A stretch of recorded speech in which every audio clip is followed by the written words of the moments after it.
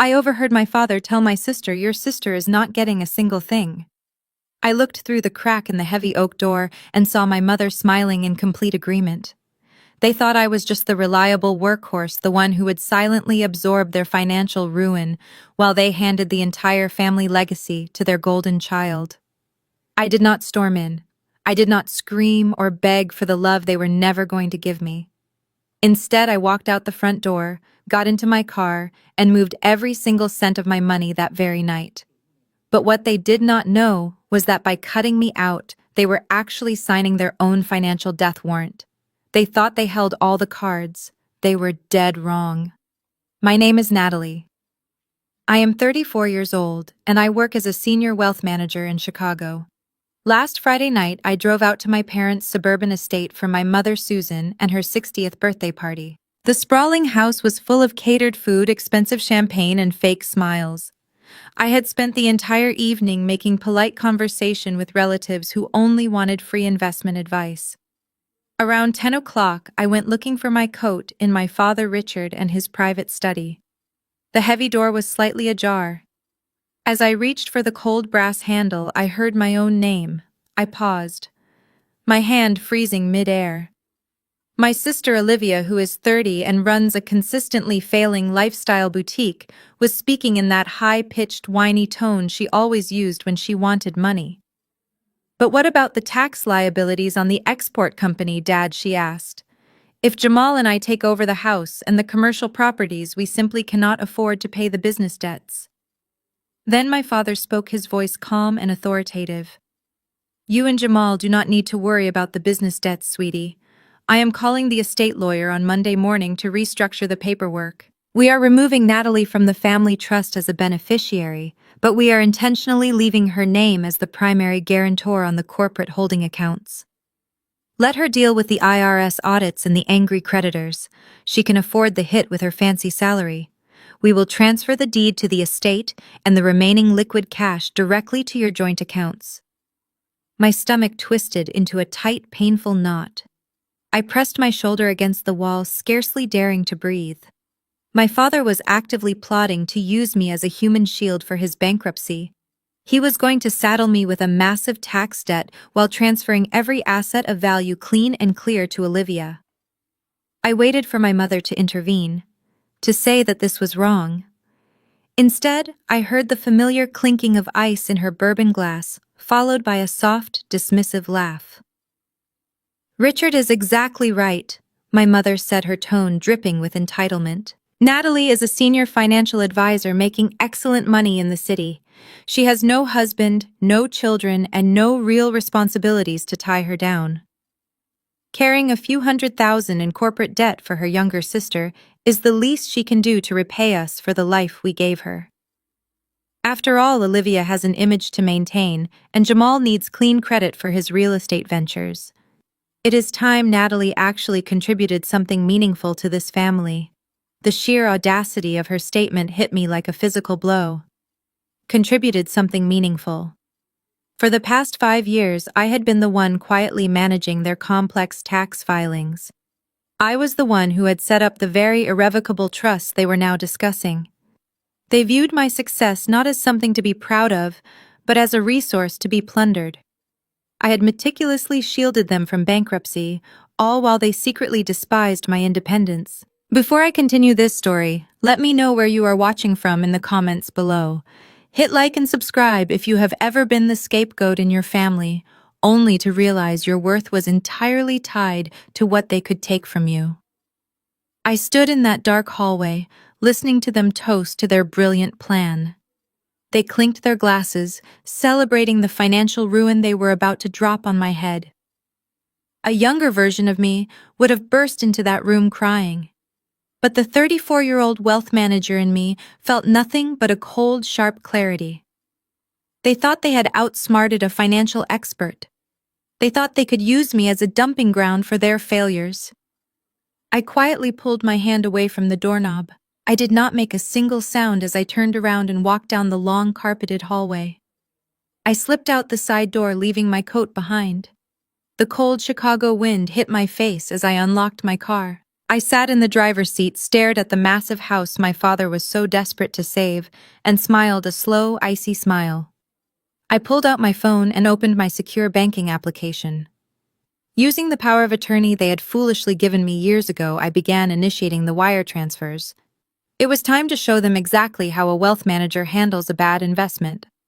The drive back to my downtown Chicago apartment was a blur of neon lights and freezing rain. My phone stayed silent on the passenger seat. They had no idea I had been there. They were probably still pouring champagne, laughing about how perfectly they had trapped me. For years, I had been the good daughter. I spent my weekends untangling my father and his chaotic business ledgers. I negotiated with vendors when his cash flow dried up. I even parked my own personal investment returns in our joint family accounts just to inflate his asset profile so he could secure better commercial loans. I did all of it because I believed family protected family. I was a fool, but I was not going to be a victim. I walked into my apartment, threw my keys on the counter, and did not even bother turning on the main lights. The glow of the city through my floor-to-ceiling windows was enough. I sat down at my kitchen island and opened my laptop. The screen illuminated the dark room, casting a pale blue light across my face. I took a deep breath, letting the final shreds of my loyalty to them evaporate into the cold air. Then I logged into the Secure Wealth Management portal. 5 years ago, when my father was facing a brutal medical malpractice lawsuit related to a botched equipment shipment, he had been terrified of losing everything. He came to me not because he respected my career, but because he was desperate. He handed me full financial and legal power of attorney over all his personal and corporate accounts. It was a blank check of authority designed to let me build an irrevocable trust to shield his remaining assets from a court judgment. And because I was the only one who actually understood how these complex legal vehicles worked, I had structured it perfectly. I saved his business, his estate, and his reputation. The lawsuit eventually settled out of court, but they never revoked my power of attorney. They liked having me as their unpaid accountant too much to close the door. Their laziness was about to cost them dearly. I navigated to the main dashboard of the family trust. I stared at the numbers. Across 3 different high-yield savings accounts and a joint corporate holding account, there was exactly $1.2 million in liquid cash. That money was not the product of my father and his brilliant business acumen. It was the compounded interest and capital gains from my own early tech investments that I had foolishly grouped into the family portfolio to help them maintain an illusion of wealth. Legally, because of the way I had drafted the trust to protect it from his creditors, the money was classified as mine. I had just left it there because they convinced me it was the right thing to do for the family legacy. Tonight, the legacy ended. I opened a second tab and logged into a private offshore banking portal. 2 years ago, when I first started noticing my sister Olivia withdrawing large sums of cash from the business accounts for her ridiculous boutique, I had quietly set up a limited liability company in Delaware called Apex Financial Holdings. I was the sole proprietor, completely isolated from any of their financial disasters. It was meant to be my emergency parachute. Now I was pulling the ripcord. I initiated the first wire transfer. I selected the primary business operating account. My father used this one to pay his suppliers and float his lifestyle. It had just over $500,000. I typed in the routing number for Apex Holdings. I selected the maximum amount available, leaving exactly $10 in the account, just so it would not automatically trigger a closure alert to his email. The screen prompted me for the dual authentication code. The security token was linked directly to my phone, a system I had insisted on setting up years ago to protect them from hackers. I typed in the 6-digit code. Enter. The green confirmation box appeared. The money vanished instantly. I did not stop there. I moved to the joint savings account my mother used to fund her country club membership and luxury vacations. $300,000. Transferred. I went to the secondary investment portfolio they had planned to liquidate next week to buy Olivia her new house. $400,000. And Transferred. With every click of my mouse, I felt a heavy weight lifting off my chest. For years, I had carried the burden of their financial survival. I had absorbed their stress, fixed their mistakes, and endured their condescension. Now I was simply taking back what belonged to me. I sat back in my chair and watched the balances refresh to near zero. A strange sense of calm washed over me. I was not stealing. I was just executing a perfectly legal asset reallocation under my authorized power of attorney. The money was safe, and the family trust was effectively hollowed out. I closed my laptop, walked over to my bedroom, and fell into the deepest, most peaceful sleep I had experienced in years. The storm was coming for them tomorrow, but tonight, I was finally free. I woke up the next morning at 7 without an alarm. The sun was streaming through my windows, casting long golden shadows across my hardwood floors. For the first time in my adult life, I did not wake up with a knot of anxiety in my stomach about my father and his impending financial disasters. I walked into my kitchen, ground some fresh coffee beans, and took my time brewing a perfect cup. I did not rush. I stood by the window watching the city wake up below me, savoring the bitter, rich taste of the dark roast. It was not until I sat down at my kitchen island with my laptop that I finally picked up my phone. I tapped the screen to wake it up. The notifications instantly flooded in. I had 47 missed calls. 20 of them were from my father, 15 from my mother, and 12 from my sister Olivia. Underneath the missed calls was a wall of frantic, increasingly unhinged text messages. I scrolled to the very top to read them in chronological order, treating them like a fascinating case study rather than a family crisis. The panic had started exactly at 9:15 in the morning. The first message was from Olivia. It read, "Natalie, why is the primary corporate card declining? I am at the Gucci boutique on Oak Street, and it keeps saying insufficient funds. Call the bank right now and fix this. I am standing at the register with my friends, and this is humiliating." 10 minutes later, another text from her.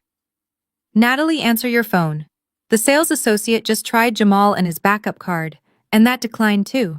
Are you ignoring me? I am literally shaking. Do your job and call the fraud department." I took a slow sip of my coffee, picturing the exact shade of red Olivia, and her face must have turned. She loved to parade around the Gold Coast luxury boutiques with her friends, treating retail workers like peasants while swiping a card funded entirely by my silent investments. The thought of her standing at a marble counter holding a designer bag she could not afford, watching the card reader flash red over and over again, brought a genuine smile to my face. Her fake wealthy aesthetic had just collided violently with reality. By 9:45, the tone of the messages shifted. My father had clearly woken up and logged into the banking portal. His first text was a single question mark. 5 minutes later, a barrage of pure rage followed. "Natalie, where is the money? Where is the $1.2 million? I just tried to wire the weekly payment to our overseas logistics supplier, and the account has $10 in it. Call me the second you see this." Then the realization must have hit him.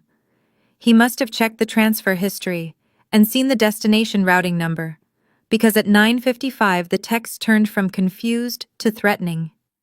"You stole it. You actually stole from your own family. I do not know what kind of sick game you are playing, but you have until noon to wire every single penny back, or I am calling the police. You are a thief. You are dead to us. Answer the phone, you ungrateful brat." My mother chimed in shortly after, playing her usual role as the emotional manipulator. "Natalie, I am having palpitations. Your father is screaming and throwing things in his office. You are going to give him a heart attack. How could you be so selfish? We are your parents. Put the money back right now before you ruin this family forever." I read through every single message, feeling absolutely nothing but vindication. Ruin this family. They had already ruined it the night before when they laughed about destroying my financial future. They were just angry that I had beaten them to the punch. They were not mourning the loss of a daughter. They were mourning the loss of their personal bank. I set my phone face up on the counter and watched the screen light up again. Incoming call. It was my father. His contact photo flashed on the screen, a picture of him smiling on a golf course paid for by the very funds I had just reclaimed. I let it ring 3 times. Let him sweat. Let him feel a fraction of the helplessness he had planned to inflict on me. Then with a steady hand and a perfectly calm heart, I swiped the green button to accept the call. It was time to introduce them to the new rules of the game. The line connected, and I did not even get a chance to say hello before my father shouted through the speaker. "Are you out of your mind?" he screamed, his voice cracking with a mix of rage and panic. "I am going to have you arrested, Natalie. I am calling the police right now and telling them you committed wire fraud. You stole $1.2 million from this family. You are going to prison." I held the phone a few inches away from my ear, letting him rant. I could hear my mother crying in the background, a dramatic breathy sound that she always used to make herself the center of attention. I walked over to my kitchen window, looking down at the tiny cars navigating the Chicago streets below. "Are you listening to me?" he yelled, slamming something heavy on his desk. "Wire the money back immediately. If you reverse the transfer in the next 10 minutes, I will tell the bank it was a clerical error and I will not press charges. But if you do not, I swear to God I will ruin your life." I took a sip of my coffee. It was still perfectly warm. "Are you finished?" I asked. My voice was completely flat, devoid of the fear he was so desperately trying to provoke. There was a split second of silence on his end. He was used to me apologizing. He was used to me scrambling to fix whatever crisis he had created. My calm response threw him off balance. "Do not use that tone with me," he growled. "You are a thief." "I am not a thief, Richard," I said deliberately, using his first name. "I am simply a wealth manager executing my duties. And before you embarrass yourself by calling the authorities, let me remind you of a few basic facts regarding federal financial law." "I do not care about your financial nonsense," he interrupted. "You emptied the family accounts." "Those were not the family accounts," I corrected him sharply. "Let us take a trip down memory lane.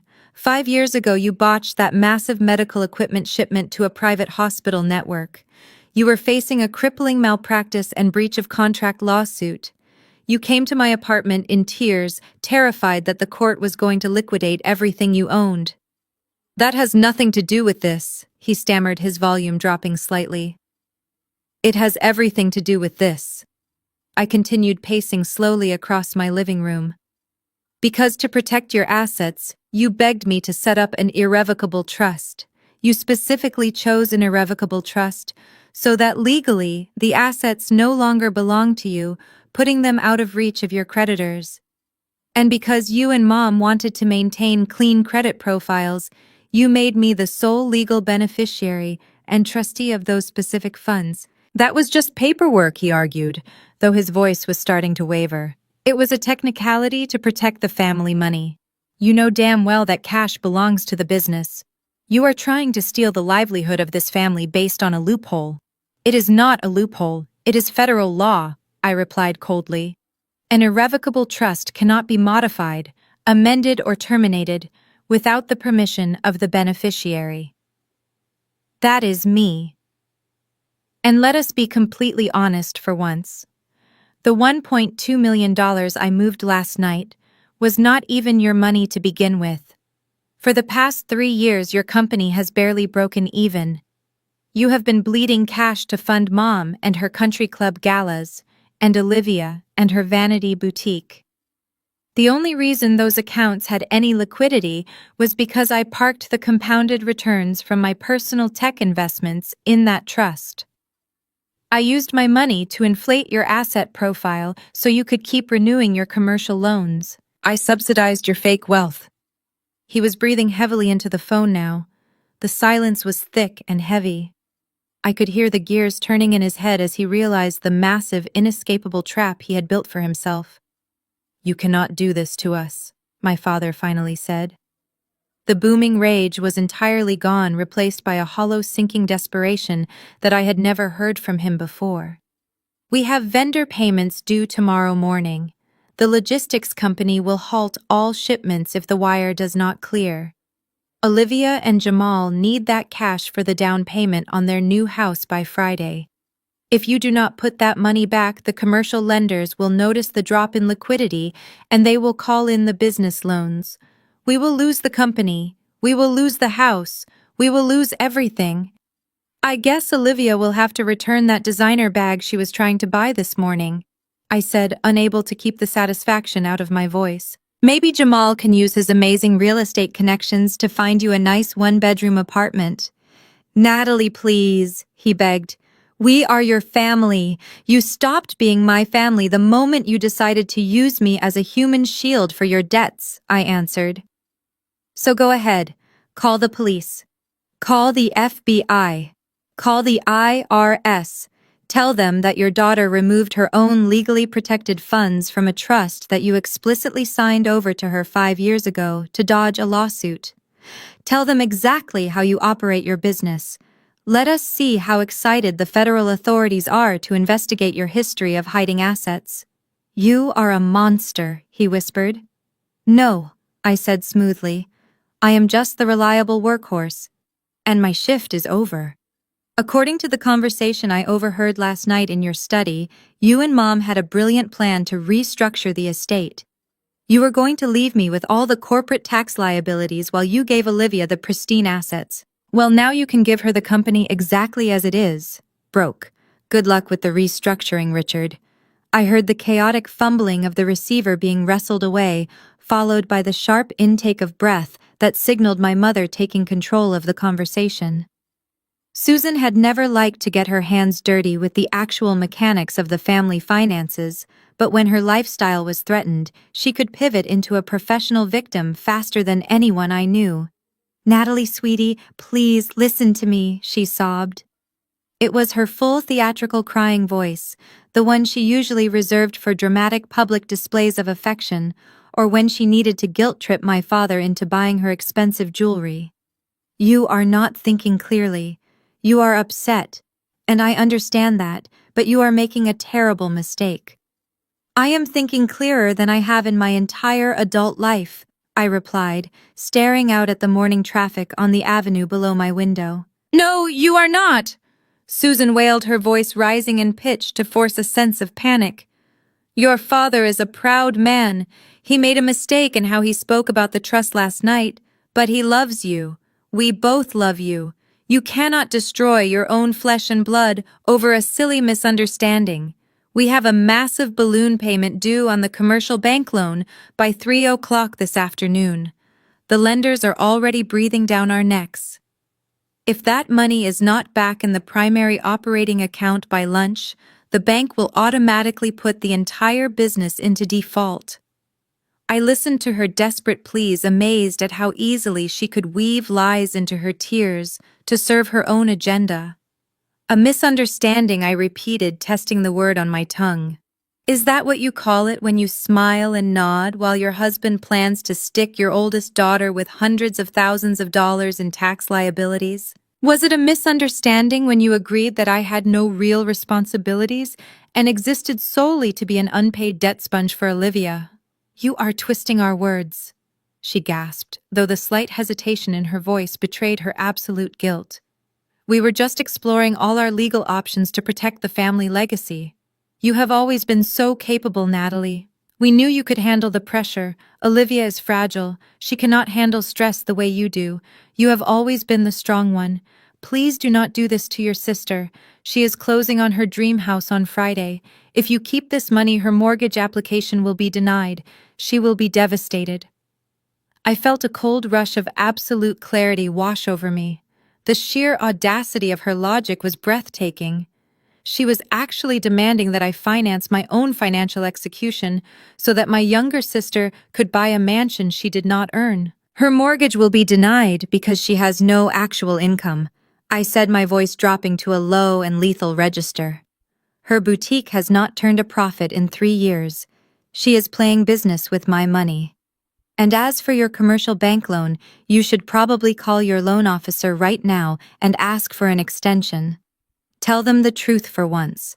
Tell them your guarantor has officially resigned. Susan dropped the sweet crying mother act instantly. The tears vanished, replaced by a venomous hiss that echoed through the speaker. "You have always been a bitter and jealous girl," she snarled. "You have always hated your sister because she is beautiful and married and happy, while you sit alone in that cold apartment obsessed with your spreadsheets.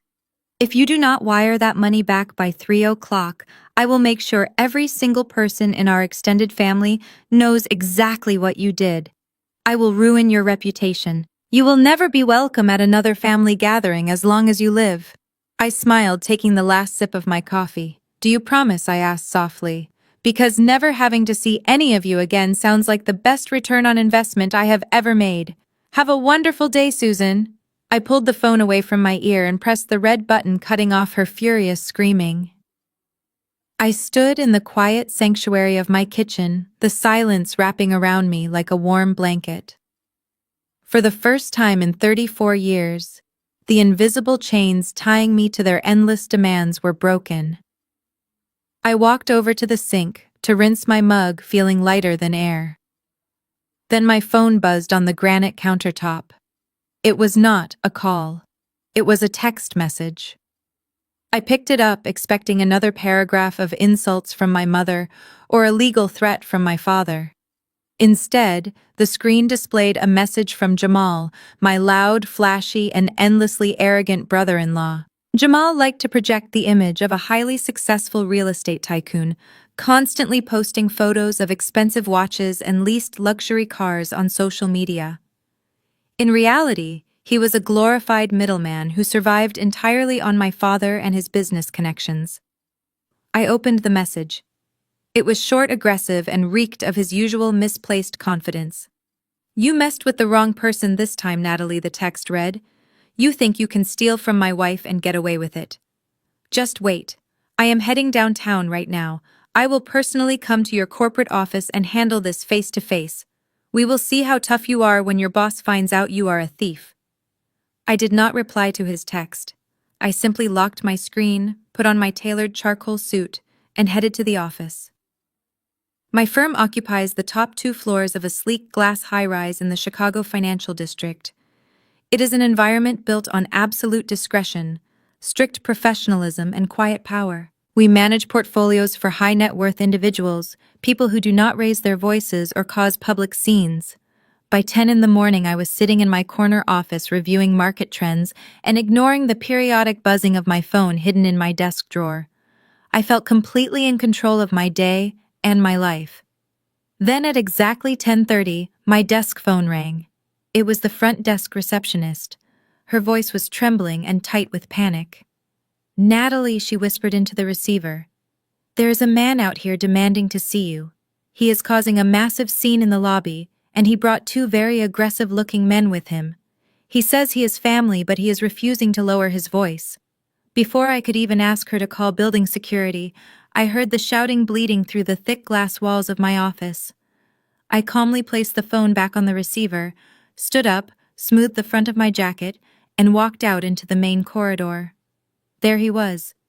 Jamal. He was wearing his signature look, a tight navy blue suit that was one size too small, a flashy gold belt buckle, and a pair of oversized designer sunglasses resting arrogantly on the top of his head.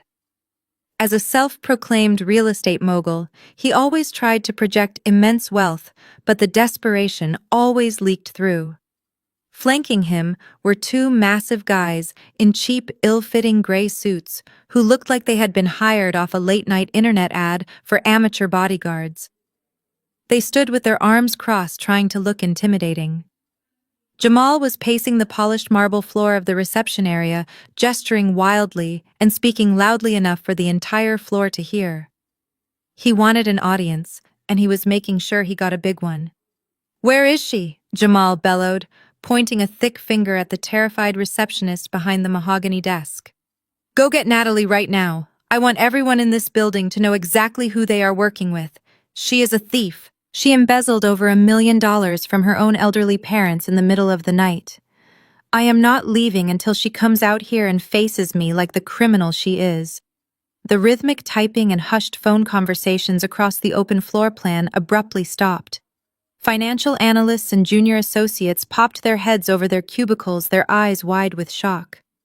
Several senior partners, including my managing director, Mr. Harrison, stepped out of their private glass offices to witness the unprecedented spectacle. Mr. Harrison frowned deeply, crossing his arms, his eyes darting between me and the screaming man in the lobby. In the world of high-end wealth management, reputation is your only currency. A public accusation of embezzlement, even a completely false one, could be a career-ending disaster. That was exactly what Jamal had calculated. He thought the threat of public shame and the risk to my corporate job would force me into immediate submission. He wanted to break me in front of the people I respected most.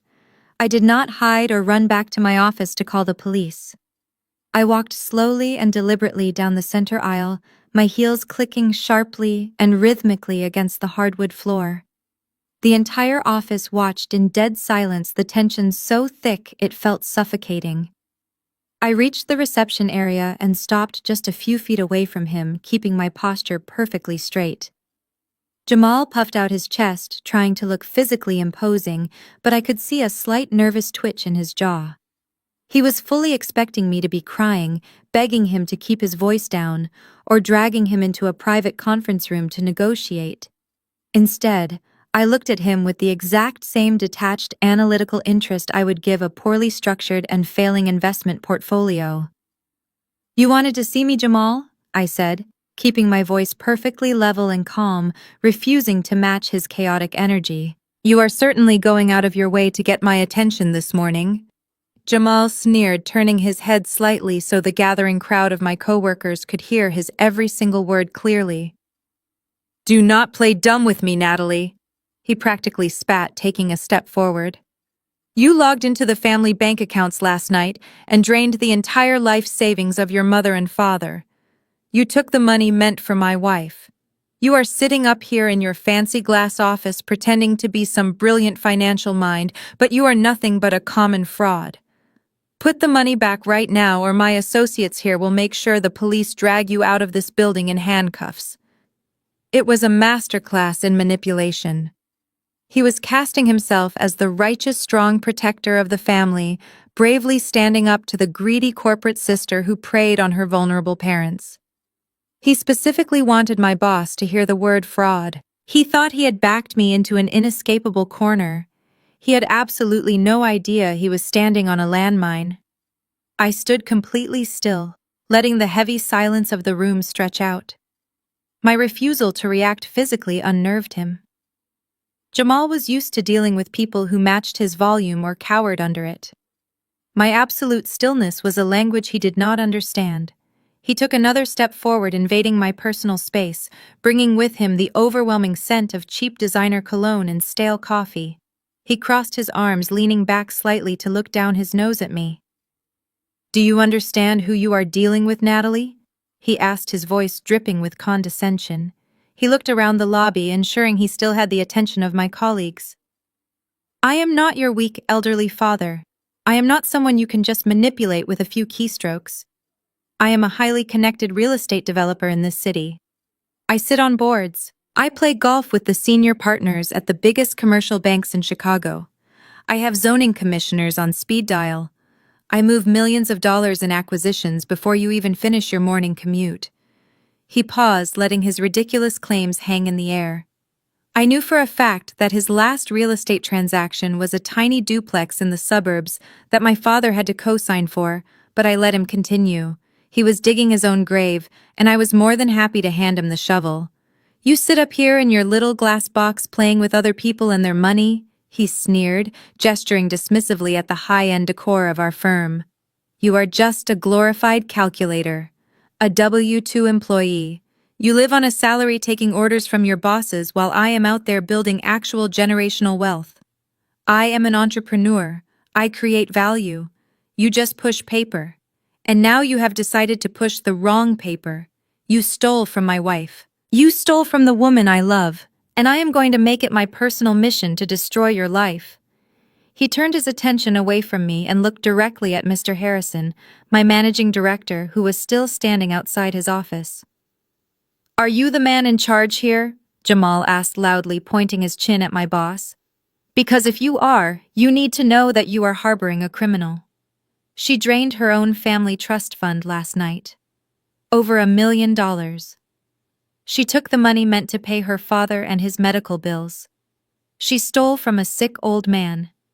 If you do not fire her immediately, I will make sure my network knows exactly what kind of unethical, fraudulent people you employ here. I will make one phone call to my contacts at the SEC and have this entire floor audited by the end of the week. I will ruin this firm. A collective gasp rippled through the junior analysts. Mr. Harrison did not blink. He was a veteran of the financial industry, a man who had navigated market crashes and corporate takeovers. He could spot a desperate, over-leveraged con artist from a mile away. He simply adjusted his glasses and continued to watch, trusting me to handle the situation. Jamal turned back to me, emboldened by the lack of interruption. He thought he was winning. He thought he had successfully painted me as a corporate villain and himself as the wealthy, righteous hero. So here is what is going to happen, Natalie, he said, lowering his voice slightly to a threatening growl. You are going to pull out your phone right now. You are going to log back into whatever offshore account you moved that money to, and you are going to wire it directly into my primary holding account. Not your father and his account. Mine. I will manage the family finances from now on.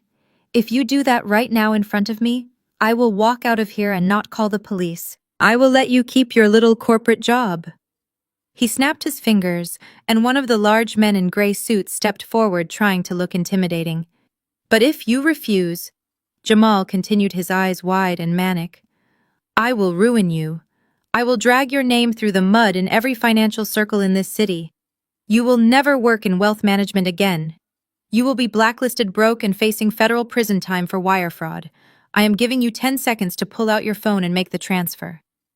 I looked at the veins bulging in his neck. I looked at the slight tremor in his hands. He was putting on a massive theatrical performance, but underneath the loud threats and the fake bravado, I could smell the pure, unadulterated panic. He did not care about my father. He did not care about the family legacy. He needed that money because he was drowning, and my sudden withdrawal of the funds had just pulled away his only life preserver. 10 seconds, Natalie, he shouted, starting to count down. 10, 9, 8. I did not reach for my phone. I did not break eye contact. I just let a slow, icy smile spread across my face. It was finally time to pop his fragile, arrogant little bubble. 7. Jamal counted, his voice echoing in the large marble lobby. 6, 5. He was dragging out the numbers, waiting for me to break, waiting for the tears or the panic that he was so used to seeing from the women in his family. I kept my hands resting easily at my sides. I did not reach for my phone. I did not flinch. When he reached the number 3, I finally moved. But I did not reach for my pocket to make a transfer. Instead, I calmly turned my head toward the receptionist, who was still frozen behind her desk, clutching the main telephone receiver. Martha, I said, my voice cutting through the tension in the room with absolute clarity.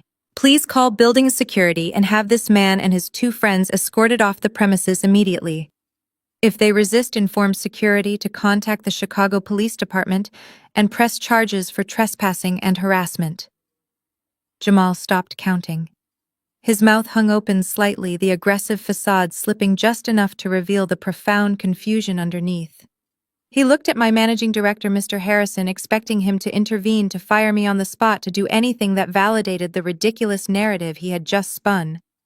But Mr. Harrison simply nodded at Martha, confirming my order. Martha quickly began dialing. You are making a huge mistake, Jamal stammered, his voice losing its booming theatrical quality. He took a half step back, suddenly realizing that the power dynamic in the room had not shifted in his favor. I am giving you a chance to fix this, Natalie. Do not push me. I stepped forward, closing the distance between us. The 2 hired muscle guys shifted uncomfortably, unsure of what to do since no one was throwing a punch. I reached into the inside pocket of my tailored jacket and pulled out a small, neatly folded stack of papers. I had printed them out 30 minutes ago, anticipating that either my father or Jamal would be foolish enough to show up here. I unfolded the papers slowly, making sure Jamal could see the official bank letterhead at the top of the page. You talk a lot about building wealth, Jamal, I said, keeping my voice low enough so that only he and the first few rows of spectators could hear. You talk about acquisitions and investments. But you and I both know you have not closed a legitimate real estate deal in over 14 months. You are living off the fumes of my father and his failing business, and you are terrified because I just cut off your oxygen supply.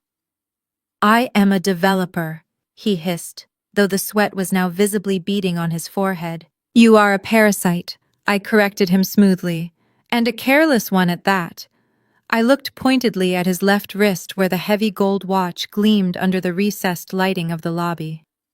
That is a beautiful Rolex you are wearing, a day-date model in solid 18-karat yellow gold. Retail price is roughly $45,000. It really screams success. Jamal instinctively pulled his arm back, dragging the sleeve of his tight navy suit over the watch. His eyes darted nervously around the room. It is funny, though, I continued, my voice dripping with cold amusement. Because according to the corporate credit card statement from my father and his logistics company, a card that I manage and reconcile every single month, exactly $45,250 was swiped at a luxury watch boutique downtown just 3 weeks ago. My father does not wear gold watches. He wears a smartwatch. That is a business expense. Jamal choked out his voice, dropping to a frantic whisper. It was a gift for a client. You do not know what you are talking about. I flipped to the second page of the stack. I know exactly what I'm talking about, I said. Because I also have the statements for the secondary expenses. The client dinners at incredibly romantic, dimly lit restaurants. The weekly charges for a luxury apartment rental on the south side of the city that is definitely not zoned for commercial office use. The expensive jewelry purchases that Olivia has never worn or posted on her social media accounts. The color completely drained from his face. The aggressive, arrogant real estate mogul vanished, replaced by a terrified man who suddenly realized he was standing naked in front of a firing squad. I leaned in closer, dropping my voice so only he could hear the final, devastating blow. I know about the mistress, Jamal. I know about the apartment you are renting for her using my father and his corporate funds. So before you threaten to ruin my career or audit my firm, you should ask yourself a very important question. Does Olivia know that you took the money meant for her dream house and used it to fund your second life? Because if you do not walk out of those glass doors in the next 5 seconds, I will text these exact statements to my sister, my mother, and your own mother. Jamal stared at me, his eyes wide with sheer, unadulterated terror. He opened his mouth to speak, but nothing came out. The 2 security guards in dark uniforms stepped out of the elevators, walking briskly toward our group. Jamal did not wait for them. He did not say another word to me, to Mr. Harrison, or to the crowd of coworkers watching him. He simply turned around and practically sprinted toward the revolving doors. His 2 confused bodyguards scrambled to keep up with him, their cheap suits flapping as they hurried out of the building. I watched him practically fall into the back of his leased car outside. I neatly folded the statements, slipped them back into my jacket pocket, and turned around to face my office. The lobby was completely silent. I smoothed my lapels, offered a polite professional smile to my colleagues, and walked calmly back to my desk to finish my morning reports. The rest of the workday passed in blissful silence. Jamal and his disastrous visit became nothing more than a brief source of office gossip that faded by lunchtime. I finished my quarterly projections, packed up my briefcase, and took a cab back to my apartment. I ordered sushi, poured myself a glass of crisp white wine, and settled onto my velvet sofa. For a few hours, the world was perfectly quiet. But I knew my family. I knew their egos could not handle a silent defeat. Since intimidation and physical confrontation had failed spectacularly, I knew exactly what their next play would be. They were going to weaponize their social circle. At exactly 8 o'clock, my phone began to vibrate against the glass coffee table. It was not a phone call or a text message. It was a rapid, continuous stream of social media notifications. I watched the screen light up repeatedly with the blue icon. Someone had tagged me in a post. Then someone else shared it.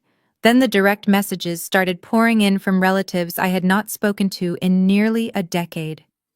I picked up the phone, unlocked the screen, and opened the application. There it was, sitting right at the top of my newsfeed. My mother, Susan, had composed a masterclass in digital martyrdom. It was a massive wall of text, accompanied by a carefully selected, highly edited photo of her and my father from 3 years ago, looking tired but stoic. The post began with a dramatic declaration of heartbreak. She wrote that she never thought she would have to air family business in public, but the betrayal was too deep to hide.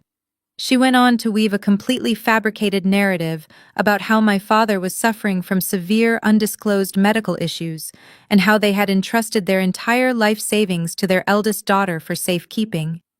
According to Susan, I had abused my position as a financial advisor to trick two confused elderly parents into signing over their retirement funds. She described the $1.2 million not as my own capital gains, but as the money they had bled and sweated for over 40 years. She claimed I had drained their accounts in the middle of the night, leaving them unable to pay for my father and his necessary medications, and threatening to leave them homeless. She painted herself as the weeping, loving mother who had given me everything only to be stabbed in the back by a greedy, soulless corporate monster who cared more about designer suits than her own flesh and blood. She ended the post by begging for prayers and asking the community to help her pray for my dark, corrupted soul.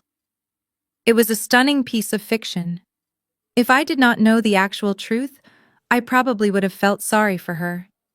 Below the post, the echo chamber had already ignited. There were over 80 comments, mostly from our extended family, and Susan and her country club friends. The toxicity was breathtaking. My Aunt Brenda, who had not worked a day in her life and lived entirely off her husband, commented that I was an absolute disgrace to the family name and should be thrown in a federal penitentiary. My cousin Todd, who was currently on his third failed startup, posted a long rant about how city life and corporate greed had clearly turned me into a sociopath. People who had never once bothered to ask how I was doing were now demanding that I return the money immediately. They called me a thief, a sociopath, a snake, and a terrible daughter. They whipped each other into a self-righteous frenzy, feeding off my mother and her fake tragedy. A normal person might have been devastated. A normal person might have deleted their account, cried themselves to sleep, or frantically posted a defensive response trying to explain the complexities of irrevocable trusts and corporate fraud to a mob of angry relatives. I did none of those things. I took a sip of my wine, savoring the dry, fruity notes. Then I began to take screenshots. I captured the original post. I captured every single defamatory comment. I made sure to get clear images of Aunt Brenda accusing me of elder abuse and Cousin Todd calling for my arrest. In my line of work, libel is a very serious civil offense, especially when it is directed at a licensed financial professional whose career depends entirely on public trust and fiduciary integrity. Susan thought she was building a digital army to shame me into submission. She did not realize she was just handing me a neatly packaged, time-stamped folder of legally actionable evidence. I did not block them. I did not untag myself. I let the post stay exactly where it was, a glowing monument to their stupidity. I finished my sushi, closed the application, and went to bed with a smile on my face. They were throwing everything they had at me, completely unaware that their public tantrum was about to backfire in the most spectacular way possible. The next few days passed in a strange, isolated vacuum. My phone, which usually buzzed a dozen times a day with demands from my parents or passive-aggressive texts from Olivia, was completely silent. The digital mob on my mother and her Facebook post had eventually run out of steam, but the damage within our extended social circle was complete. I was officially the pariah of the family. No one reached out to ask for my side of the story. No one called to see if the accusations were true. They had simply consumed the drama, passed their judgments, and ostracized me without a second thought. I was completely cut off. It was a tactic my parents had used on others before. Whenever a relative or a business partner challenged my father and his authority, or my mother and her narrative, they would rally the family to freeze that person out entirely. The silence was meant to break you. It was designed to induce a sense of panic and loneliness so profound that you would eventually crawl back begging for forgiveness and ready to comply with whatever they demanded. But they had fundamentally misunderstood who I was. I did not feel panicked. I felt a profound, almost weightless sense of relief. I spent my weekend doing things I had not had the energy for in years. I went for long runs along the lakefront. I read a book from cover to cover without being interrupted by a manufactured family emergency. I did not deactivate my social media accounts. I left my mother and her post exactly where it was, a digital monument to her manipulation slowly gathering dust. Let them have their echo chamber. I had peace. By Tuesday morning, I was back at my desk, deep into a complex portfolio restructuring for a client. The firm was quiet, the incident with Jamal completely forgotten by everyone except perhaps the security guards who still gave me a respectful nod when I walked through the lobby. I felt untouchable. Then at exactly 11 in the morning, a new email notification popped up in the corner of my monitor. It was not from a client. It was not an internal firm memo. The sender was listed as Harrison and Caldwell, LLP. They were a mid-sized, aggressive litigation firm located a few blocks down the street, known primarily for taking on high-conflict corporate disputes and messy estate litigation. My father had used them once before years ago when he sued a former business partner over a breached non-compete clause. I stopped typing. The cursor blinked steadily on my spreadsheet. I moved the mouse over the notification and clicked to open the email. The subject line was written in stark, bold letters. Notice of intent to sue for corporate embezzlement and breach of fiduciary duty. I leaned back in my chair, scanning the body of the email. It was a formal legal communication heavy with aggressive legal jargon. The letter stated that they represented Richard and his corporate entities. It officially accused me of executing unauthorized wire transfers, abusing my power of attorney, and embezzling over $1.2 million from corporate operating accounts. It demanded the immediate return of all funds within 72 hours. If the funds were not returned by Friday at 5 in the afternoon, they would file a formal complaint in federal court, seek an emergency injunction to freeze my personal assets, and forward the matter to the district attorney for criminal prosecution. I read the letter a second time, a cold, analytical focus replacing any initial surprise. My father had actually done it. After failing to intimidate me physically through Jamal, and failing to break me emotionally through my mother and her social media smear campaign, he was now trying to use the legal system to terrorize me. He was betting everything on the assumption that a formal letter from an expensive law firm would scare me into wiring the money back. He thought I would panic at the word embezzlement and immediately fold to protect my career. He had no idea that I had spent the last 5 years actively protecting his assets from people exactly like Harrison and Caldwell. I did not reply to the email. I did not forward it to my own lawyer immediately. I simply saved a copy to my secure cloud drive, closed the window, and picked up my coffee. The 72-hour countdown had begun. They thought they had backed me into a corner with this legal threat. They did not realize they had just handed me the very weapon I needed to permanently dismantle their entire house of cards. The real war was about to begin, and I knew exactly how I was going to end it. I printed a hard copy of the cease and desist letter, needing to hold the physical threat in my hands. The heavy stock paper felt cold. I read through the dense paragraphs of legal intimidation, dissecting every single word. The lawyers at Harrison and Caldwell were good, I had to give them that. They painted a devastatingly convincing picture of an elder abuse scenario, claiming my father was in a state of cognitive decline when he signed the power of attorney documents 5 years ago. They completely fabricated a narrative that the $1.2 million was the operational lifeblood of his company, and my sudden withdrawal was an act of corporate sabotage designed to bankrupt him. It was a brilliant piece of fiction, designed to terrify a normal person into immediate submission. The letter explicitly threatened to file an injunction in federal court by Friday afternoon. They promised to freeze my personal bank accounts, my retirement funds, and even the equity in my apartment. They wanted to financially paralyze me so I could not even afford to hire my own defense attorney. It was the exact playbook my father had used to crush his smaller business rivals for decades. Now he was turning his favorite weapon on his own daughter. As I was meticulously highlighting the glaring legal holes in their argument, my desk phone buzzed. It was Mr. Harrison, my managing director. He asked me to step into his office immediately. I gathered my notepad and walked down the quiet, carpeted hallway.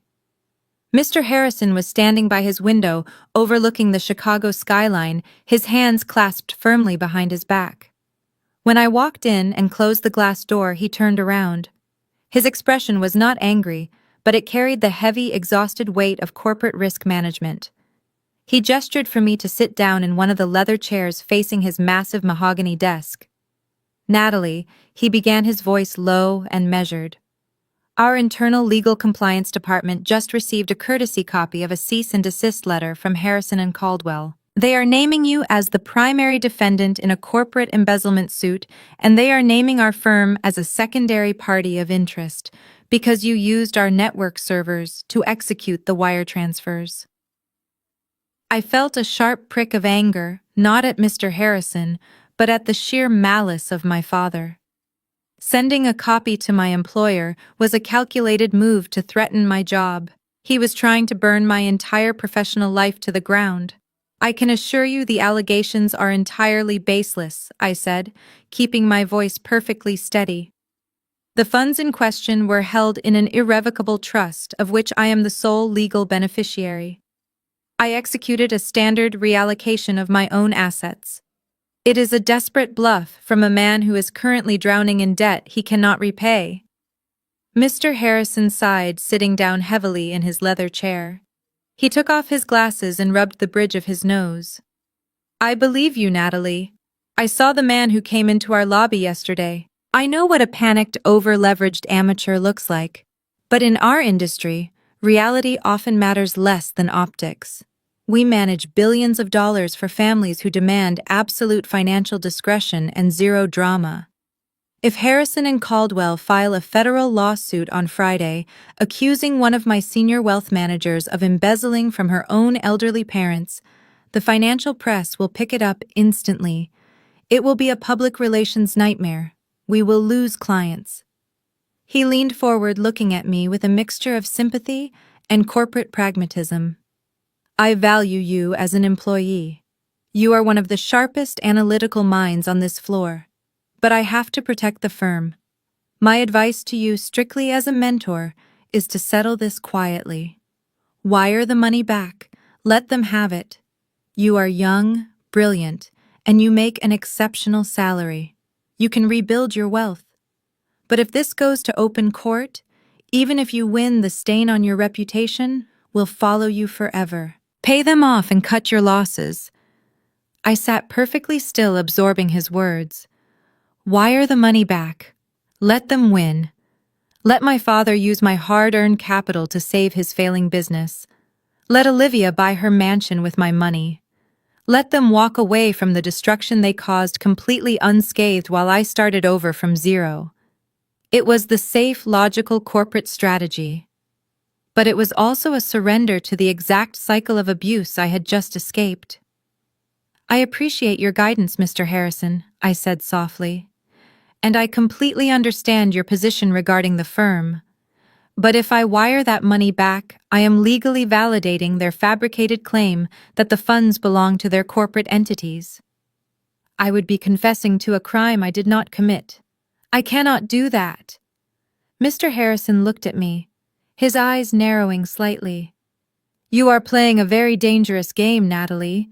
What is your plan?" I looked him straight in the eye. "Give me until Friday morning," I requested calmly. "I will not let this touch the firm. I have all the documentation proving the origin of those funds, but more importantly, I have documentation proving exactly why my father is so desperate for this cash right now. He is hiding something massive, and I am going to expose it before his lawyers can even draft the court filing. If I have not resolved this by Friday at noon, I will tender my resignation to protect the company." Mr. Harrison studied my face for a long, silent moment. Finally, he gave a slow, reluctant nod. "Friday at noon, Natalie. Handle it." At exactly noon on Wednesday, my phone screen lit up with a new text message.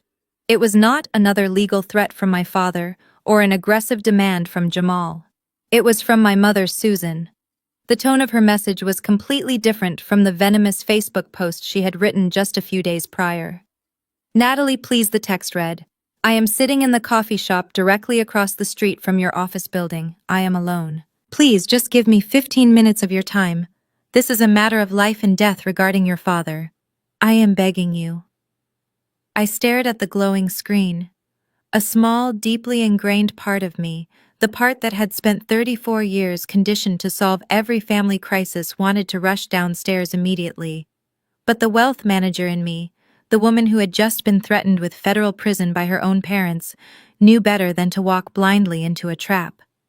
Still, I needed to know exactly what narrative they were spinning before the 72-hour deadline from their lawyers expired on Friday. I grabbed my wool coat and took the elevator down to the lobby. The coffee shop was small, quiet, and smelled heavily of roasted espresso beans and sweet pastries. I spotted my mother immediately.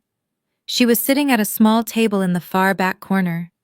She did not look like the proud, image-obsessed woman who usually hosted lavish country club luncheons. Her hair was pulled back loosely, her makeup was intentionally minimal, and she was wearing a faded beige cardigan I had not seen her wear in years. It was a masterfully crafted visual presentation of a broken, desperate woman. I walked over and sat down in the chair opposite hers. I did not take off my coat. I did not order a drink. I simply rested my hands on the table and looked at her, waiting for the performance to begin. Susan looked up at me, her eyes already swimming with tears. She reached her hand across the small table, trying to grab my fingers, but I quietly pulled my hands back and folded them in my lap. She flinched slightly at the rejection, then let out a ragged, trembling breath. The tears spilled over her cheeks. It was not her usual loud, demanding crying. It was the soft, broken sobbing of someone pretending to be at the absolute end of their rope. "Natalie, I am so sorry," she whispered, her voice cracking perfectly. "I know I said terrible things on the internet. I know the letter from the lawyers scared you. Your father is just out of his mind with panic, and we did not know what else to do. I am not here to fight with you. I am here to beg for his life." I maintained a perfectly neutral expression. "Your lawyers just threatened to have me arrested for embezzlement, and now you are begging for his life," I said evenly. "The strategy seems a bit inconsistent, Susan." She shook her head frantically, wiping her eyes with a crumpled tissue.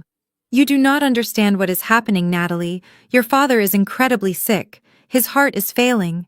The cardiologist told us yesterday that he needs an emergency coronary artery bypass surgery by the end of the week. The medical bills, the specialized post-operative care, the rehabilitation, it is going to cost hundreds of thousands of dollars." She reached into her oversized leather tote bag and pulled out a thick manila folder, placing it gently on the table between us. Her hand was visibly shaking as she tapped the cover of the file. "Our corporate health insurance policy was canceled 3 months ago because we could not afford the premiums," she sobbed, looking me directly in the eyes. "Every single dollar of our liquid savings was in the trust account that you emptied. If you do not wire that money back, your father cannot have the surgery. He will die, Natalie. You might be angry with us about the business, but you cannot just sit there and let your own father die. You are a good person. Please, I am begging you on my knees, give us the money back so I can save my husband." The heavy weight of moral obligations settled over the tiny table. It was the ultimate psychological trap. Anyone else listening to this conversation would have thought I was a cold-blooded monster if I refused her. She was weaponizing my conscience, using the ultimate trump card of a life-or-death medical emergency to force me into submission. She knew my biggest weakness had always been my sense of responsibility, and she was betting everything on my guilt.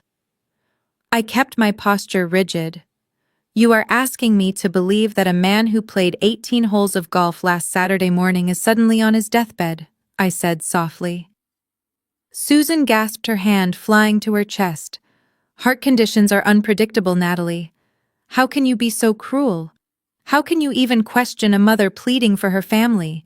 If you walk away from this table without transferring those funds, his blood will be on your hands forever. But she had made one massive miscalculation. When you spend your entire career managing wealth and conducting due diligence, you learn to never take an emotional claim at face value. You learn to look at the data. I stared at my weeping mother, feeling absolutely no guilt, only a deep, icy disgust. You see, because I knew exactly what was really inside that manila folder, and I knew exactly what emergency that money was truly meant to fix. I did not even reach for the manila folder. I left it sitting perfectly square in the center of the small wooden table, untouched. Susan was still crying, dabbing at the corners of her eyes with her crumpled tissue, waiting for me to break down. She was waiting for the obedient, responsible daughter to open the file, gasp in horror at the medical bills, and immediately agree to wire the money back to save her dying father. She was a phenomenal actress. If I had not spent my entire professional life auditing complex financial records and learning how to separate emotion from hard data, I might have actually believed her. The coffee shop around us was quiet. A barista was steaming milk in the background, and a soft jazz track played through the overhead speakers. It was a perfectly normal Wednesday afternoon for everyone else, completely contrasting the toxic, manipulative war being waged at our table. I calmly reached into my wool coat pocket and pulled out my phone. I unlocked the screen and opened my photo gallery. I did not need to search for the evidence. I had taken a screenshot of it just 3 hours ago during my lunch break. Heart surgery is a very serious procedure, I said, keeping my voice low, steady, and completely devoid of the panic she was trying to incite. It requires a massive amount of rest, a stress-free environment, and the unwavering support of your entire family. Which is exactly why I find this particular image so fascinating. I turned my phone around and slid it across the smooth surface of the table, stopping it right next to her fake medical folder. Susan stopped sobbing. The dramatic heaving of her shoulders paused. She looked down at the glowing screen. It was a picture of my sister Olivia and her husband Jamal. They were standing on the tarmac of a private airfield, wearing massive designer snowcoats and holding matching crystal glasses of champagne. Behind them was a sleek, chartered private jet with its stairs lowered. The geotag prominently displayed at the top of the post clearly indicated they were in Aspen, Colorado. The caption beneath the photo read, "Weekend getaway to the mountains. Sometimes you just have to treat yourself. Grateful for the blessings." It had been posted exactly 4 hours ago. Susan stared at the phone. Her jaw tightened, and the pathetic trembling in her hands miraculously vanished. The weeping, desperate mother routine evaporated into thin air, replaced by a cold, calculating silence. If my father is currently lying in a hospital bed waiting for emergency bypass surgery, I continued, leaning forward slightly to close the distance between us. Why is his beloved golden child drinking champagne on a private jet halfway across the country? You would think she would be pacing the waiting room, holding your hand, praying for a medical miracle. Susan did not answer. She could not. She just stared at the picture, her face turning a pale, sickly shade of gray. "Let me tell you what is actually inside that manila folder," I said, pointing a manicured finger at the file she had brought. "There are no EKG readouts. There are no surgical estimates from a renowned cardiologist. That folder is full of fabricated medical documents that my father paid a sketchy clinic to produce. Because last month I noticed a hard inquiry on his credit report. He applied for a massive high-interest medical hardship loan from a secondary commercial lender." I watched her eyes widen in sheer panic. She had no idea I knew about the loan inquiry. But when you hold legal power of attorney over someone and their entire financial ecosystem, you see every single move they make. He did not take out that medical loan for his heart. I stated with absolute certainty, my voice slicing through the quiet hum of the coffee shop. He took out that loan because Olivia and her lifestyle boutique are completely bankrupt. She is drowning in vendor debt, her commercial lease is 6 months past due, and her creditors were threatening to seize her remaining inventory. He committed federal loan fraud, claiming a life-threatening medical emergency just to get a massive lump sum of cash to bail out his favorite daughter. And he was planning to use the money in the family trust my money to pay off that fraudulent medical loan before the bank auditors caught him. Susan aggressively grabbed the manila folder and pulled it tightly against her chest, as if she could hide the physical evidence of their crime from my sight. "You are crazy," she whispered, though her voice lacked any real conviction. It sounded hollow and desperate. "You are making this up. You have always been a paranoid, bitter girl who envies her sister. I am a licensed wealth manager who just caught you and your husband attempting to execute a federal financial crime," I corrected her coldly. "You brought me a fake medical file and tried to manipulate my empathy to fund your fraud. You used his life as a bargaining chip so Olivia and Jamal could go skiing in Aspen." I reached across the table and retrieved my phone, sliding it smoothly back into my pocket. "The lawyers at Harrison and Caldwell gave me until Friday at 5 in the afternoon to wire the money back," I said, standing up from the table and adjusting my coat. "But you can tell them not to bother drafting that federal injunction, because if they file that lawsuit, my very first move in discovery will be to subpoena my father and his actual medical records, along with the financial ledgers of Olivia and her boutique. I will expose his loan fraud in open court, and I will make sure the IRS and the lender know exactly where that money went." Susan looked up at me completely defeated. The mask was entirely gone. There was no love in her eyes, only a deep, venomous resentment. "You are destroying this family," she hissed through her teeth, her true nature finally exposed. "No," I replied, looking down at her with absolute pity. "I just stopped financing the destruction. Enjoy your coffee, Susan." I turned around and walked out of the shop, the crisp afternoon air hitting my face. The legal threat was effectively neutralized. Now it was time to finish this on my own terms. I had barely taken 2 steps toward the door when I heard the sharp scrape of a wooden chair violently pushing back against the tile floor. Before I could even turn my head, a splash of hot liquid hit the back of my wool coat, soaking instantly through the thick fabric and searing against my shoulder. I stopped dead in my tracks. The entire coffee shop fell into a stunned, absolute silence. The soft jazz music playing overhead suddenly felt entirely out of place. I slowly turned around. Susan was standing there, her chest heaving, her hands still gripping the empty ceramic mug. Her face was contorted into a mask of pure, unadulterated rage. The pitiful weeping mother was gone. In her place was a vicious, cornered animal who had just realized her ultimate trap had failed. "You are dead to me," she screamed, her voice echoing off the brick walls of the cafe. People at the surrounding tables openly stared, some pulling out their phones to record. "You hear me, Natalie? You are no longer my daughter. You are a cold, heartless witch, and I curse the day I gave birth to you. Do not ever contact us again. You are entirely cut out of this family." I looked at the dark coffee stain dripping down the back of my expensive coat. I did not yell back. I did not cry. I simply slipped the coat off my shoulders, folded it neatly with the stain on the inside, and draped it over my arm. "That is the best financial advice you have ever given me, Susan," I replied, my voice calm enough to carry through the dead silent room.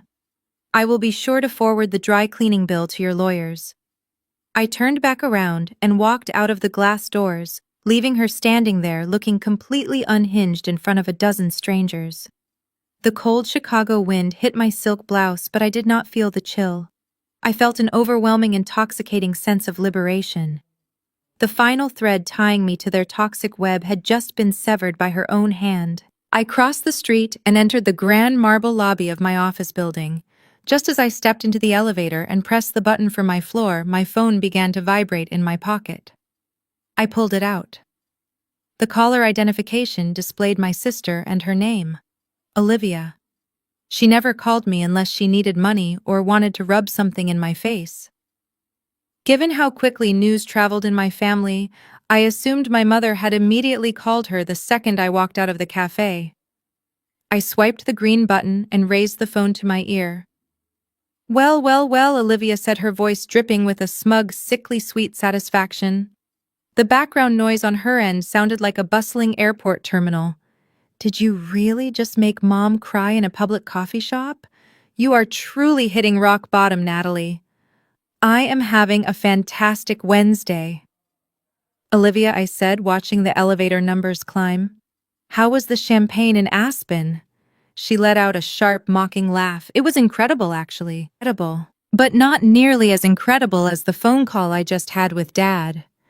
Mom called him sobbing, completely hysterical about how cruel you were to her. So Dad decided he was done waiting for you to do the right thing. He called his lawyers and had them fast-track the estate transfer documents. My heart did a slow, steady beat. Is that so? I asked mildly. Yes, it is so, she gloated, her voice rising in pitch with pure excitement. We literally just got the digital copies signed and notarized. The massive $3 million suburban estate, the commercial properties, and 100% of the shares in the family logistics company. They are all officially and legally in my name, and Jamal and his name now. You are completely cut out, Natalie. You get absolutely nothing. We own the entire family legacy. I stepped out of the elevator and walked down the quiet, carpeted hallway toward my office. I had to bite the inside of my cheek to keep from laughing out loud. She thought she had won the lottery. She had no idea she had just voluntarily signed up to be the captain of a sinking ship. That is a massive responsibility, Olivia, I said, keeping my tone perfectly neutral. Are you sure you and Jamal are ready to take on complete ownership of the company? We are more than ready, she scoffed. Jamal has major plans to expand the business using his real estate connections. Dad finally realized that Jamal is the son he always wanted, someone who actually knows how to build wealth instead of just hoarding it like a greedy accountant. So keep your stolen money, Natalie. We do not need it anymore. You are a lonely, bitter spinster, and we are the new owners of an empire. Do not bother showing up to Thanksgiving dinner. You are not welcome in our house. She hung up the phone before I could say another word. I lowered the device, a massive, genuine smile breaking across my face. Our house. Our empire. She had just confirmed exactly what I needed to hear. By legally transferring the deed and the corporate shares to Olivia and Jamal, my father had successfully removed his own name from the impending financial explosion. But in doing so, he had formally transferred every single ounce of that massive unpayable debt directly onto his favorite daughter. The trap was set, the bait was taken, and the doors had just locked shut behind them. The line went dead, leaving nothing but silence in my ear. I lowered the phone, looking down the quiet, carpeted hallway of my firm. A lonely, bitter spinster, cut out of the will completely. Those words were meant to devastate me. They were designed to send me spiraling into a panic, to make me feel worthless, and to force me to crawl back to them on my knees, begging for a fraction of the family inheritance. Instead, I felt a genuine bubbling sense of amusement rising in my chest. I slipped the phone back into my pocket and pushed open the heavy glass door to my private office. I walked over to the small executive washroom attached to my suite. I tossed the ruined wool coat onto a chair, turned on the warm water, and grabbed a soft towel to gently dab at the small flecks of coffee that had managed to reach my silk blouse. As I looked at my reflection in the mirror, I did not see a woman who had just been disowned. I saw a woman who had just successfully amputated a gangrenous limb before the infection could spread and kill her. Olivia and Jamal were so blinded by their own greed, so intoxicated by the shiny facade of a $3 million suburban mansion and the title of corporate owners, that they never once stopped to ask a very basic financial question. Why was my father in such a desperate, frantic rush to give it all away? In the real estate and corporate finance world, Nobody gives away a highly profitable debt-free empire overnight. You only rush a sudden transfer of massive assets when the wolves are already scratching at the back door. And my father had a very, very big pack of wolves coming for him. I walked out of the washroom and over to my locked fireproof filing cabinet. I punched in the 6-digit security code and pulled open the heavy steel drawer. I bypassed the standard client portfolios, reaching all the way to the very back. My fingers brushed against a thick, heavy manila folder.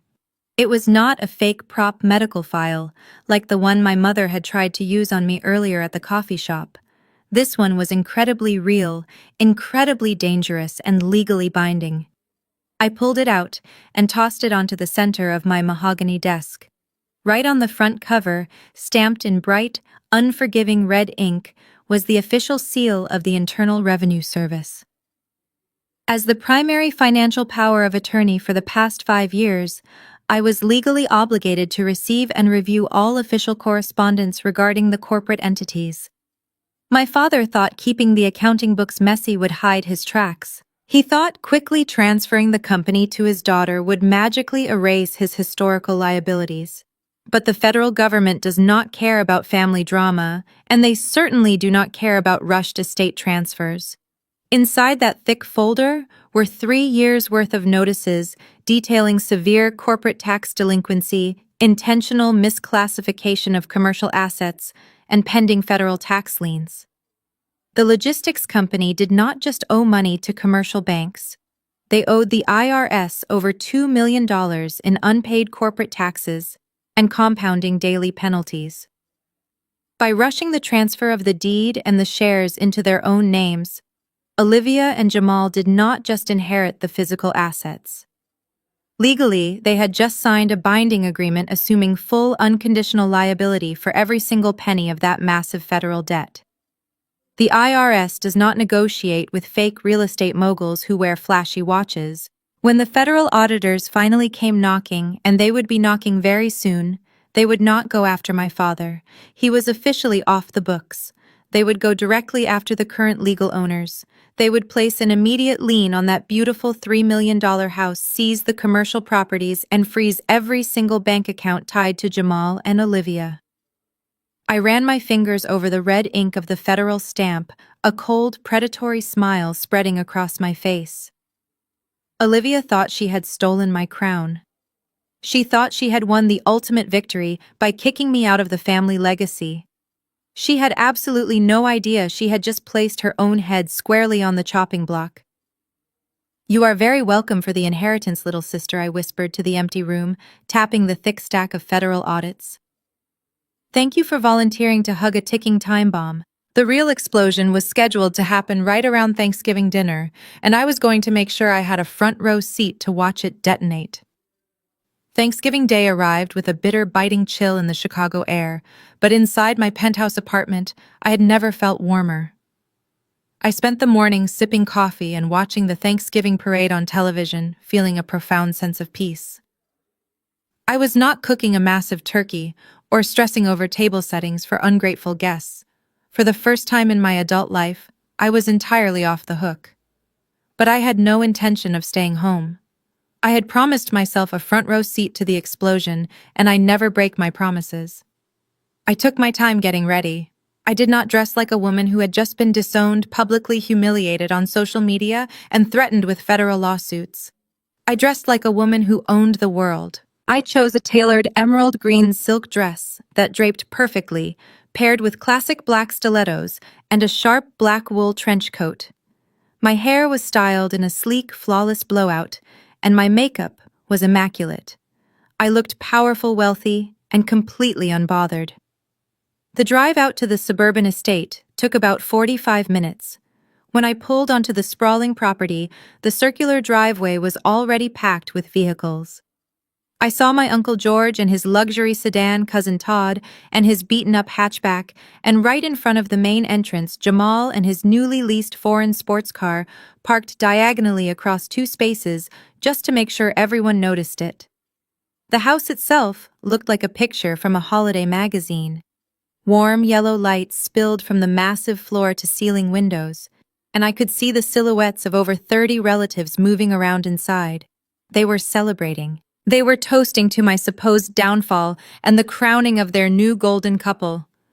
I parked my car off to the side, stepped out into the crisp evening air, and walked up the stone pathway to the heavy oak front doors. I did not bother ringing the doorbell.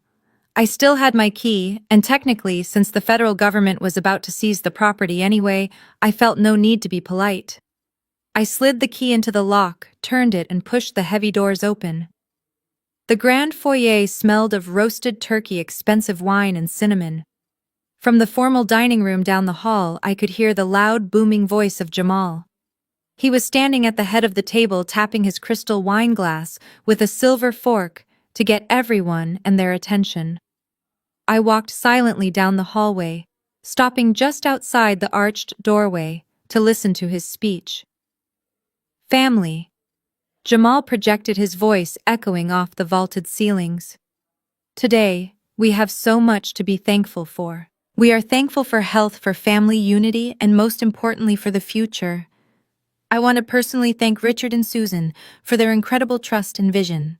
They knew that the family business needed fresh, dynamic leadership. They knew it was time to pass the torch to a couple who actually knows how to multiply wealth and build an empire. A chorus of cheers and polite applause erupted from the dining table. I could hear Aunt Brenda loudly agreeing, adding a snide comment about how nice it was to finally have real business owners at the helm. Olivia chimed in, her voice dripping with fake humility. We are just so blessed to be able to take care of my parents in their golden years. This house, the company, it is a huge responsibility, but Jamal and I are ready to take this family to the next level. More applause followed. It was a perfectly orchestrated echo chamber of delusion. They were completely insulated in their own arrogance, congratulating themselves on a massive theft that was actually a financial suicide mission. I decided they had enjoyed enough celebration for one evening. I stepped out from the shadows of the hallway and walked directly into the center of the brightly lit dining room. My heels clicked sharply against the hardwood floor with a slow, deliberate rhythm. I did not say a word.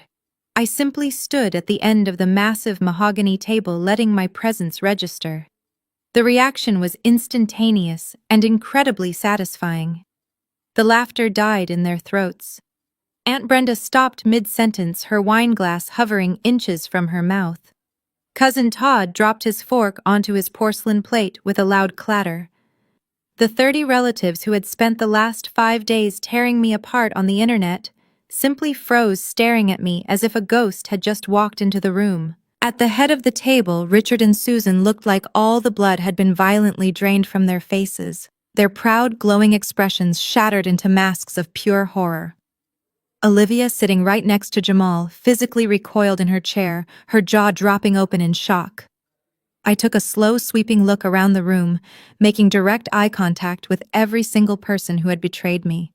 I stood tall, radiating absolute calm and control. The silence in the room was so thick and heavy you could choke on it. I offered them a brilliant, razor-sharp smile. Happy Thanksgiving. I said, my voice smooth as glass. I hope I am not interrupting the victory speech. The silence that followed my greeting lasted only a few seconds, but it felt like an eternity. Then the shock wore off, and the collective rage of the room ignited. My father Richard was the first to move. He pushed his heavy wooden dining chair back so violently that it toppled over and crashed against the hardwood floor. His face, usually a composed mask of corporate authority, turned a deep, furious shade of purple. The veins in his neck bulged against his crisp, white collar as he raised a shaking finger and pointed it directly at my face.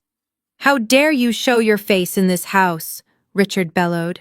His voice was so loud it rattled the crystal wine glasses on the perfectly set table.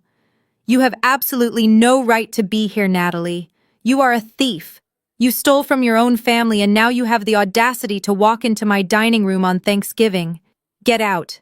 Get out right now before I call the police and have you dragged out in handcuffs." The spell over the room broke and suddenly everyone found their voices. The whispers started, first a low, venomous hissing that quickly escalated into open hostility. 30 pairs of eyes glared at me with pure disgust. The warm, festive atmosphere of the holiday dinner was instantly replaced by the toxic, predatory energy of a mob. Aunt Brenda leaned across the table, not even trying to lower her voice.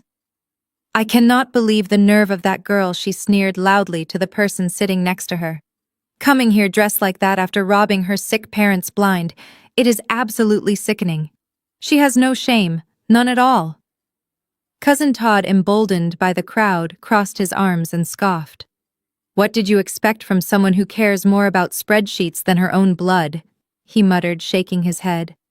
"She probably came here to see what else she could steal. Someone should check her pockets before she leaves." The insults flew from every corner of the room. Ungrateful, sociopath, criminal. It was a firing squad of self-righteous indignation. They were united in their hatred for me, bound together by the lie my mother had spun on social media. They felt powerful in their numbers, sitting comfortably around a table piled high with roasted turkey and expensive side dishes, looking down on the disgraced daughter who had supposedly tried to ruin their beloved patriarch. Susan seized the opportunity to play her favorite role. She pressed a linen napkin to her chest and let out a dramatic, trembling sob, leaning heavily against my father, as if the mere sight of me was physically draining the life from her body. "Please, Richard, make her leave." Susan whimpered, her voice projecting loud enough for the entire room to hear. "I cannot look at her. After everything we did for her, after everything we gave her, she comes here to mock us. It is too much. Please, just get her out of our home." The relatives murmured in sympathetic agreement, glaring at me as if I were a monster terrorizing a helpless elderly couple. They were entirely on the side of my parents, completely blinded by the illusion of the wealthy, benevolent family that my father had so carefully constructed. Olivia, sitting next to Jamal, looked incredibly smug. She crossed her arms and offered me a condescending glare, clearly enjoying the fact that the entire extended family was currently destroying my character. She felt entirely secure in her new position as the golden child and the newly appointed heir to the family fortune. Not a single person in that room paused to question why I was standing there so calmly. Not a single person noticed that while they were screaming and crying, I had not taken a single step backward. I stood my ground at the end of the table, absorbing their hatred without flinching. A year ago, this level of public rejection from my family would have crushed me. I would have burst into tears, desperately trying to explain myself, pleading with them to understand the truth about the irrevocable trust and the corporate debt. I would have let them tear me down until I was nothing but a hollow shell, apologizing for a crime I did not commit. But tonight, their words felt completely hollow. They were screaming at a ghost. They were fiercely defending a fortune that no longer existed inside a house they no longer owned, protecting a man who had just sold them all out to save himself. I watched them perform their outrage, feeling nothing but a clinical, detached fascination. I did not break eye contact with my father. His finger was still pointing toward the heavy oak front doors, his chest heaving with exaggerated outrage. He thought he had the upper hand because he had an audience. He thought the collective pressure of 30 angry relatives would finally force me to drop my head in shame and walk away defeated. "Are you deaf?" Richard screamed, taking a threatening step toward me. "I said get out of this house. You do not belong here anymore." I did not move an inch. I slowly unbuttoned my black wool trench coat, folded it elegantly over my arm, and offered him another cold, unwavering smile. "Richard, please sit down," Jamal said in a loud, patronizing tone that he clearly thought sounded incredibly authoritative. "Do not upset yourself on a holiday. You have high blood pressure, and this woman is simply not worth the risk of a stroke. Olivia and I will handle this situation. This is our jurisdiction now." Richard slowly lowered himself back into his dining chair. He was still breathing heavily, his face flushed red with anger. But he looked up at his son-in-law with an expression of deep, pathetic gratitude. Jamal took 2 deliberate steps toward me, closing the distance between us. He wanted to use his physical size to intimidate me, a tactic that might have worked on someone who did not know he was secretly drowning in debt and cheating on his wife. "You heard your father, Natalie," Jamal said, his voice booming through the silent room. "You are trespassing." This is no longer Richard and his property. As of Tuesday afternoon, this entire estate, the grounds, the house, and everything inside it, legally belongs to my wife and me. We are the sole owners of this property, and we are the majority shareholders of the family corporation. Jamal looked over my shoulder toward the grand foyer and snapped his fingers loudly. Marcus, David, get in here right now. Two large men wearing cheap dark suits and earpieces stepped out from the hallway and into the dining room. Jamal had apparently hired private security for a family Thanksgiving dinner, a ridiculously expensive flex designed purely to prove his newly acquired wealthy status to the rest of the relatives. Escort this woman off my property immediately, Jamal ordered, pointing a finger at me. If she resists, physically throw her out the front doors and call the local police. I want her formally charged with criminal trespassing. The two guards took a hesitant step forward, but I simply turned my head and gave them a look so incredibly cold, so entirely unbothered that they actually stopped in their tracks. I did not break my posture. I did not raise my hands in defense. I just stared right through them. Before your rented muscle tries to put their hands on me, Jamal, I said smoothly, my voice carrying perfectly over the tension in the room. I would suggest you let your wife finish her little presentation. She looks like she is about to physically burst if she does not get to show off her new toys. I shifted my gaze to Olivia. She had stood up from the table and walked over to the massive mahogany buffet. Right next to the silver gravy boats and the crystal wine decanters, displayed prominently like a sacred religious artifact, was a thick, leather-bound legal folio. She picked it up with both hands, her eyes gleaming with a manic, victorious energy. She could not bear to let Jamal have all the spotlight. You think you are so clever, Natalie? Olivia sneered, walking slowly toward me, her designer heels clicking on the floorboards. You thought you could drain the trust accounts and leave us with nothing. You thought you could paralyze the business and force Dad to come crawling to you for financial help. But you overplayed your hand. You forced Dad to realize that the only way to protect the family legacy was to put it in the hands of people who actually know how to run an empire. She opened the leather folio and pulled out a thick stack of legal papers. The official gold notary seals and blue ink signatures gleamed under the warm light of the dining room chandeliers. Do you see these? Olivia asked, her voice trembling with sheer, unadulterated excitement. These are the expedited transfer deeds and the corporate share certificates. Legally binding, officially filed and fully processed by the county clerk and the state corporate registry. 100% ownership of this $3 million estate. 100% controlling interest in the commercial logistics company. Jamal and I own it all. Clear and free. She took another step closer, holding the documents up like a shield. Look at them, Natalie, she demanded. You have been completely cut out. You spent 5 years doing all the boring, miserable paperwork for Dad, acting like you were so important. And in the end, you get absolutely nothing. I get the mansion. I get the company. I get the legacy. You are just a sad, lonely accountant who tried to steal from her own family and failed miserably. Aunt Brenda raised her wineglass from the table. Hear, hear, she chimed in enthusiastically, to Olivia and Jamal, the rightful heirs of the family. A chorus of agreements echoed around the room. Cousin Todd clapped his hands loudly. My mother Susan finally dropped her fake crying act and looked at me with a triumphant, venomous smirk. They were entirely swept up in the delusion of their victory.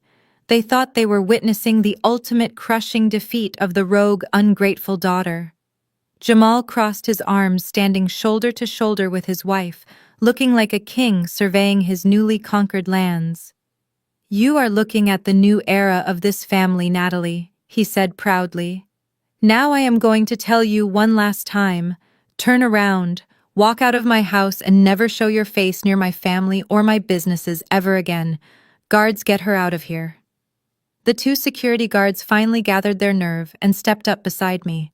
One of them reached out a heavy hand to grab my arm. I calmly sidestepped his reach, keeping my eyes locked entirely on Olivia and the legal documents she was clutching so tightly to her chest.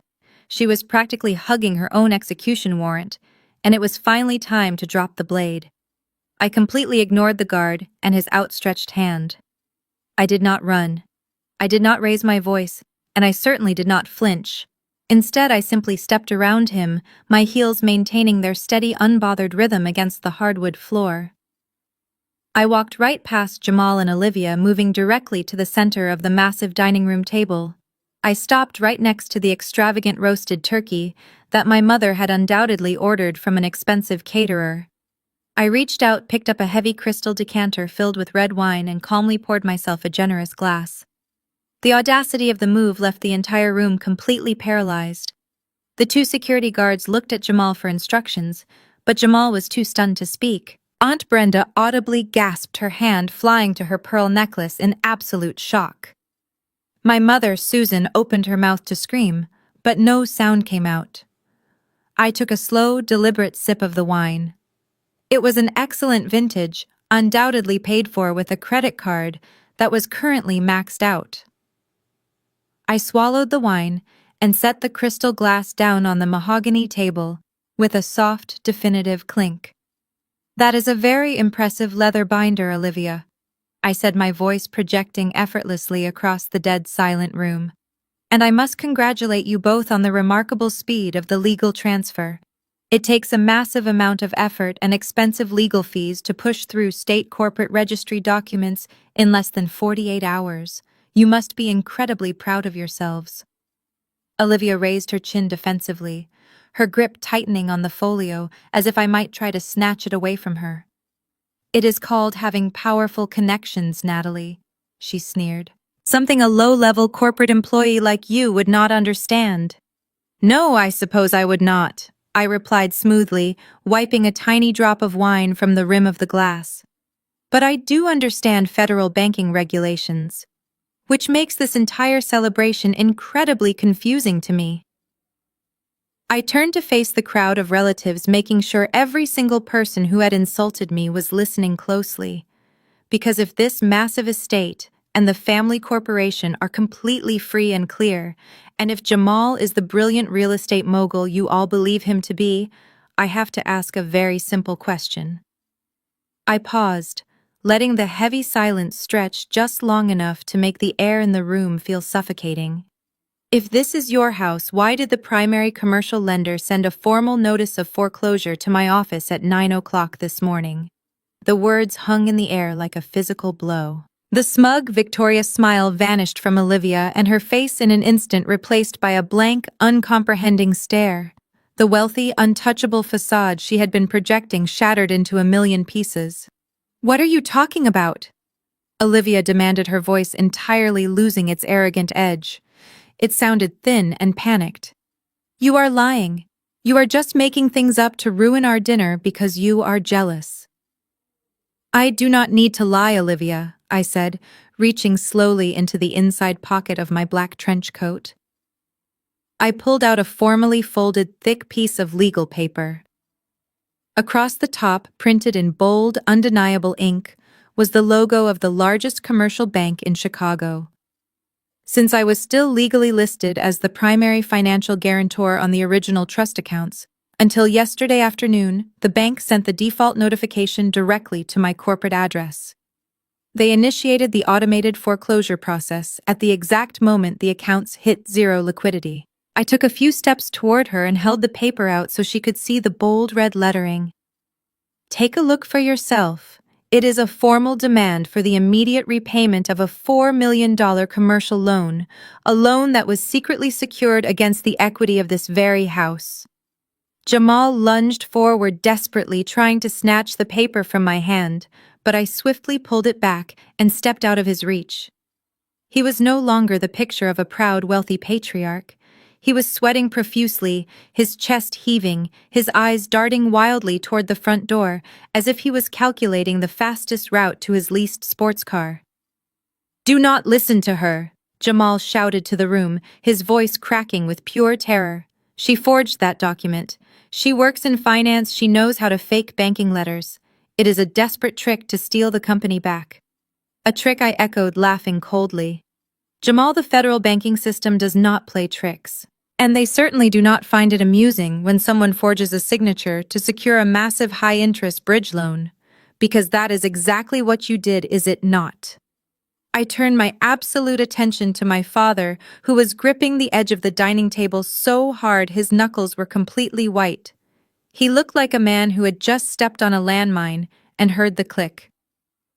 "You thought you were so clever, Richard," I said, my voice dropping to a lethal quiet register.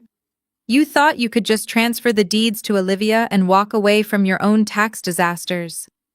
But you never actually audited Jamal and his accounting books, did you? You just trusted him because he drove a nice car and flattered your massive ego." I looked back at the crowd of relatives delivering the final devastating truth. Jamal did not just take out a small business loan, he secretly leveraged this entire property and all the corporate assets to borrow $4 million. He used the cash to cover his own failing real estate investments, to fund his mistress and her luxury apartment downtown, and to keep Olivia and her bankrupt boutique afloat. And because the primary trust accounts are now completely empty, the bank has officially called in the entire debt. You are all sitting in a house that the bank is seizing tomorrow morning. I tossed the thick stack of foreclosure documents directly onto the center of the mahogany table. They landed with a heavy, satisfying thud right next to Olivia and her pristine leather binder. The sound echoed in the massive dining room, and then the entire space went dead silent. No one murmured. No one insulted me. The collective outrage that had fueled them just moments ago completely evaporated, replaced by a suffocating, terrifying reality. My father, Richard, was the first to break the frozen tableau. He lunged forward, his chair scraping violently against the floorboards, and snatched the papers from the table. He brought the documents close to his face, his eyes darting frantically across the bold black text. I watched his hands. The strong, steady hands of the arrogant patriarch, who had built an empire and terrorized his family, were now trembling so violently that the papers rattled in his grip. He flipped to the second page, then the third, his breathing becoming shallow and erratic. He was reading the detailed breakdown of the $4 million commercial loan. He was reading the specific dates, the forged signatures, and the exact terms of the default. The color completely drained from his face, leaving him looking hollow and aged. He slowly lowered the papers, turning his head to look at Jamal. "Tell me this is a lie," Richard whispered, his voice completely broken. "Tell me you did not leverage my company to borrow $4 million. Jamal did not answer. He could not. The smooth-talking, confident real estate mogul was entirely gone. He stood there, swallowing hard, his eyes darting wildly around the room, looking for any possible excuse, any loophole to slip through. But there was nothing left. The physical evidence was sitting right there on the table. Olivia grabbed Jamal by his tailored sleeve, pulling on it frantically. "Jamal, say something," she demanded, her voice rising to a panicked shriek. "Tell Dad she is lying. Tell them we own the house and it is completely paid off. Tell them." But the silence from Jamal was all the confirmation the room needed. The relatives who had just spent the entire evening cheering for Olivia and Jamal suddenly shifted their energy. Aunt Brenda took a slow, deliberate step away from the head of the table. Cousin Todd crossed his arms and looked at Jamal with pure disgust. The loyalty of my extended family had always been entirely conditional, tied exclusively to whoever held the most power and wealth. The moment they realized Jamal and Olivia were not the new heirs to a massive fortune, but rather the owners of a catastrophic, insurmountable debt, they abandoned them instantly.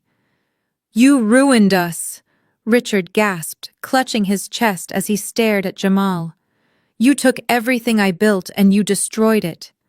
"No," I corrected him calmly, making sure my voice cut through his sudden pity party. "You destroyed it, Richard. You were so desperate to hide your own tax fraud and so eager to replace me with a son-in-law who stroked your ego that you handed him the keys to your entire life. You signed those expedited transfer deeds because you thought you were outsmarting me. You thought you were leaving me with the wreckage. Instead, you gave Jamal the legal authority to take the ship down faster, and you tied Olivia directly to the anchor." Olivia burst into tears, a loud, ugly, hysterical sobbing.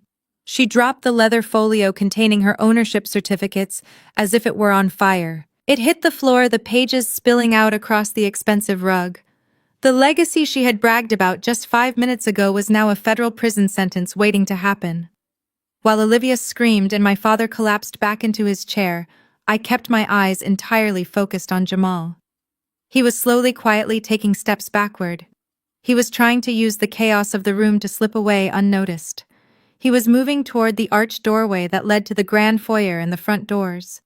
He was planning to get into his leased sports car and drive away, leaving his wife and my father to deal with the millions of dollars in fraudulent debt. I watched him take another stealthy step toward the exit. I did not yell for the security guards to stop him. I did not chase him. I simply reached into my pocket, pulled out my phone, and unlocked the screen. Leaving so soon, Jamal, I asked, my voice ringing out clearly over the sound of Olivia and her crying. You have not even carved the turkey yet. Jamal froze in the doorway, locking eyes with me. Pure, undeniable panic washed over his face. He spun around and lunged for the heavy oak front doors. I looked down at my phone and pressed a single button. It was not a message. It was not an email. It was a direct line to the detective I had been speaking with all afternoon. Before Jamal and his hand could even touch the brass doorknob, the piercing, unmistakable wail of police sirens erupted from the end of the long driveway. The flashing red and blue lights instantly illuminated the massive front windows, casting wild, frantic shadows across the dining room walls. The police were not coming for a noise complaint. They were coming for federal bank fraud, and I had personally provided them with all the evidence they needed. The wail of the police sirens grew louder, echoing through the quiet suburban neighborhood, until the flashing red and blue lights illuminated the massive front windows of the dining room. Jamal was frozen in the doorway, his hand hovering inches from the brass doorknob. He looked like a deer caught in the headlights of an oncoming freight train. The heavy knocks on the front door began almost immediately, loud and authoritative, demanding entry. In the dining room, the chaos temporarily paused, replaced by a tense, suffocating panic. Aunt Brenda turned to me, her face pale, her pearl necklace trembling against her chest. "Natalie, you have to do something," Brenda pleaded, her previous hostility completely replaced by desperate begging. "You have $1.2 million of the family money. You have to wire it to the bank right now. You have to pay off the default before the police come inside and arrest your father and Jamal. You cannot let your own family go to prison." I looked at Brenda, then at my mother, who was nodding frantically in agreement. They still believed the fairy tale. They still believed I was the villain who had stolen the family treasure. They honestly thought I was just throwing a tantrum and would eventually bail them out. I reached for my crystal glass and took another slow sip of the red wine. "There is no family money, Aunt Brenda," I said softly, the truth ringing through the room with absolute finality. "There has not been any family money for 3 years. Cousin Todd furrowed his brow, looking between me and my father. "What are you talking about?" Todd asked, his voice full of confusion. "Richard has a massive logistics company. He owns commercial real estate. You just stole his liquid cash. We all know you took it." I turned my gaze to my father. He was staring blankly at the mahogany table, refusing to make eye contact with anyone. He knew exactly what I was about to say, and he knew he had absolutely no defense against it. "Tell them, Richard," I commanded, my voice slicing through the ambient noise of the police shouting outside. "Tell your loyal audience the truth about your brilliant business empire. Tell them how you lost your major shipping contracts 3 years ago because you refused to modernize your fleet. Tell them how you started pulling equity out of the commercial properties just to make payroll, and how Susan completely refused to cut back on her country club galas and luxury vacations." Richard said nothing. He just closed his eyes, the image of the wealthy, infallible patriarch completely shattered. He looked small, defeated, and incredibly old. "Since he is suddenly too shy to speak, I will explain it to all of you." I continued, my voice steady and commanding. 3 years ago, this family was technically bankrupt. The business was bleeding cash, the credit lines were maxed out, and the commercial lenders were preparing to seize the assets. My father came to me begging for a miracle. And because I was still foolishly loyal to this toxic family, I gave him one. I walked slowly around the table, making sure everyone could hear every single word. I had made a series of highly successful early investments in the tech sector through my own private wealth management firm, I explained. I had generated roughly $1.2 million in pure liquid profit. To save my parents from public humiliation and bankruptcy, I transferred my personal capital into the family trust accounts. I parked my own money there to artificially inflate their liquidity. I created a financial smokescreen so the banks would look at the balance sheets and see a healthy, thriving company. That fake liquidity allowed my father to secure the loans he needed to keep up appearances. Susan gripped the edge of the table, shaking her head in fierce denial. "No," she whispered, her voice trembling. "That was our money. You managed it for us. It was ours.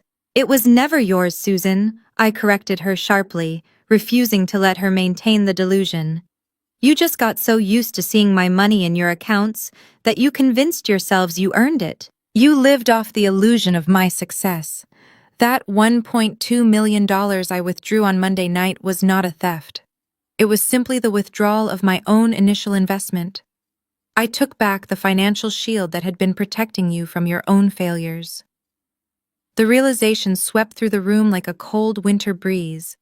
The extended family, the people who had spent their entire lives worshiping my parents and their wealth, suddenly realized they had been bowing to a mirage. They looked at Richard and Susan not with sympathy, but with profound embarrassment and disgust. They had been kissing up to broke people who were living on their despised daughter and her charity. "And that brings us to the true tragedy of the evening," I said, gesturing toward Jamal, who was still standing paralyzed near the front door as the police pounded louder. Because Jamal saw those inflated bank statements. He saw my $1.2 million sitting in the trust, and he assumed his father-in-law was loaded. So Jamal forged documents and leveraged this house to borrow $4 million, thinking the family had the cash to cover him if things went wrong. I paused, letting the devastating irony of the situation settle over them. "You were all so busy calling me a thief and praising Jamal for being a real estate genius," I said, a genuine smile touching my lips. "But the truth is, the only actual wealth in this room belonged to the daughter you just disowned. And now you have nothing left but a mountain of fraudulent debt and the federal authorities waiting outside your door." The heavy pounding on the front door echoed through the grand foyer, a rhythmic and terrifying sound that made the crystal chandelier above us seem to tremble. "Police, open the door," a muffled, authoritative voice shouted from outside. Nobody moved. The relatives were frozen in their seats, staring in absolute horror at the unfolding nightmare. I did not look at the door. I kept my eyes locked entirely on Jamal, who was now pressing his back against the hallway wall, looking like a trapped animal. "Let me tell you exactly why the federal agents are standing on your front porch." "Jamal," I said, my voice easily cutting through the panic in the room. "When I first noticed the massive irregularities in the corporate credit profile last month, I did not just lock the accounts. I ran a full independent forensic audit on every single transaction that had occurred since my father gave you limited access to the commercial logistics company." I took a step toward him, forcing him to look at me. "You are not a real estate developer. You are a con artist who ran out of victims. Your last 3 commercial acquisitions completely failed, leaving you with millions in default judgments. But you could not let Olivia or my parents know that you were broke, could you? You had to maintain the illusion of the wealthy, successful son-in-law. So you decided to use my father and his company as your personal piggy bank." I turned slightly so the entire dining table could hear the precise details of his betrayal. 2 months ago, Jamal approached a secondary high-risk commercial lender. He applied for a $4 million bridge loan, but because his own credit is completely destroyed, he needed a pristine guarantor. He used the family logistics company and this very estate as collateral. Richard let out a strangled gasp, gripping the edge of the table. "I did not authorize that," he choked out, his chest heaving. "I never signed anything for a bridge loan." "Of course you did not, Richard," I replied smoothly. "Because Jamal forged your signature. He copied it from the old vendor contracts you foolishly let him handle. He submitted fabricated tax returns and fake asset declarations to bypass the standard underwriting process. He even bribed a corrupt notary public to stamp the legal documents, making it look like you had personally authorized the leveraged debt. He thought the $1.2 million in the trust account would cover the initial interest payments long enough for him to flip a property and pay the loan back secretly. But when I drained those trust funds on Monday night, I immediately triggered a default on the first massive payment. The relatives who had been so eager to crown Jamal as the savior of the family now watched him with absolute revulsion. Aunt Brenda covered her mouth with both hands. Cousin Todd actually took a step backward, as if Jamal and his crimes were a contagious disease. Olivia was shaking her head violently, tears streaming down her face and ruining her expensive makeup. "No!" she cried, her voice cracking. "Jamal would not do that. He loves me. We are building a life together. He used that money for our new business ventures." I looked at my sister, feeling a brief, fleeting moment of genuine pity before the cold reality set back in. "Olivia," I said, my tone softening just a fraction, "he did not use that money for your business. Your boutique is bankrupt and he has not invested a single dime into it." I reached into my coat pocket and pulled out the final stack of papers I had printed that morning. I tossed them onto the table next to the foreclosure notice. These were not banking documents. These were high-quality printed photographs and lease agreements. "Take a close look at those, Olivia," I instructed her. "That is a luxury penthouse apartment located right in the center of the downtown financial district. The lease was signed 4 weeks ago, paid in full for an entire year, using the cash from the fraudulent bridge loan. The lease is in her name, but the wire transfers came directly from the loan Jamal secured under your father and his company name. She has been wearing the designer jewelry you thought he could not afford to buy for your anniversary." Olivia slowly reached out with trembling hands and picked up the photographs. She stared at the images of a stunning modern apartment. In the final photograph, Jamal was walking into the building, his arm wrapped tightly around the waist of a tall, striking brunette woman. "That is where the $4 million went," I stated, ensuring every single person in the room heard the absolute truth. "It went to covering his massive legal judgments, paying off his sports car, and funding a lavish lifestyle for his mistress. He stole your father and his legacy. He committed federal bank fraud, and he lied to your face every single day, all while you stood in this dining room and called me a thief." Olivia dropped the photographs. She let out a sound that I had never heard before, a guttural, agonizing scream of pure heartbreak and complete humiliation. She threw herself at Jamal, pounding her fists weakly against his chest, screaming at him, asking him how he could do this to her. Jamal did not even try to defend himself. He just stood there looking at the flashing red and blue lights, reflecting on the hardwood floor, realizing that his fake empire had just burned to the ground. The heavy pounding on the front door grew more violent, mixing with the piercing wail of the police sirens outside. But inside the dining room, all attention had completely shifted away from the entrance. Every single pair of eyes was glued to my father. Richard, the man who had always prided himself on his absolute intelligence and ultimate authority, slowly collapsed into his heavy oak dining chair. His hand gripped the left side of his chest, and his breathing became shallow and erratic. His expensive silk tie suddenly seemed to be strangling him. He was not faking a heart attack like my mother had tried to do at the coffee shop a few days ago. This time, the physical pain was entirely real. It was the catastrophic collapse of a massive ego, realizing the fatal mistake caused by his own arrogance. He looked up at me, his eyes wide and filled with absolute terror. The gears of this deadly machine had just locked perfectly into place. "You finally figured it out, did you not, Richard?" I said, breaking the heavy, suffocating silence of the room. My voice was clear and completely devoid of any pity. "You thought that by rushing to sign over the entire estate and the company to Olivia, you could cut off all my rights and protect the assets from any legal trouble. You thought you were cleverly staying one step ahead of me to back me into a corner. You thought that sudden attack would break me and force me to come crawling back for mercy. My mother, Susan, rushed to his side, throwing her arms around his shoulders with a look of absolute panic. She glanced at the stack of foreclosure documents on the table and then looked over at her precious golden child, who was crying hysterically on the floor. "What is wrong, Richard?" my mother asked, her voice trembling and breaking. "The company has already been transferred. Olivia and Jamal are the legal owners now. We do not have anything to do with that debt anymore, right? This property is safe now." My father could not answer her. He just sat there gasping for air, staring blankly ahead. All his smugness and pride had been crushed into dust. His silence was the cruelest possible answer he could have given my mother. "That is right, Susan." I smiled a cold and razor-sharp smile. "You and Richard have absolutely nothing to do with that debt anymore. You successfully erased your names from all legal responsibility. But do you know what the legal conditions are for transferring a company that is carrying massive debt and is actively being investigated by the Internal Revenue Service? The law does not allow people to just throw away their debts as easily as they throw away a daughter." I walked slowly around the dining table, moving closer to where Olivia was sitting on the floor. She looked up at me, her tear-streaked eyes filled with pure terror. The relatives who had been cheering for her just moments ago were now completely silent, watching the destruction of the golden child.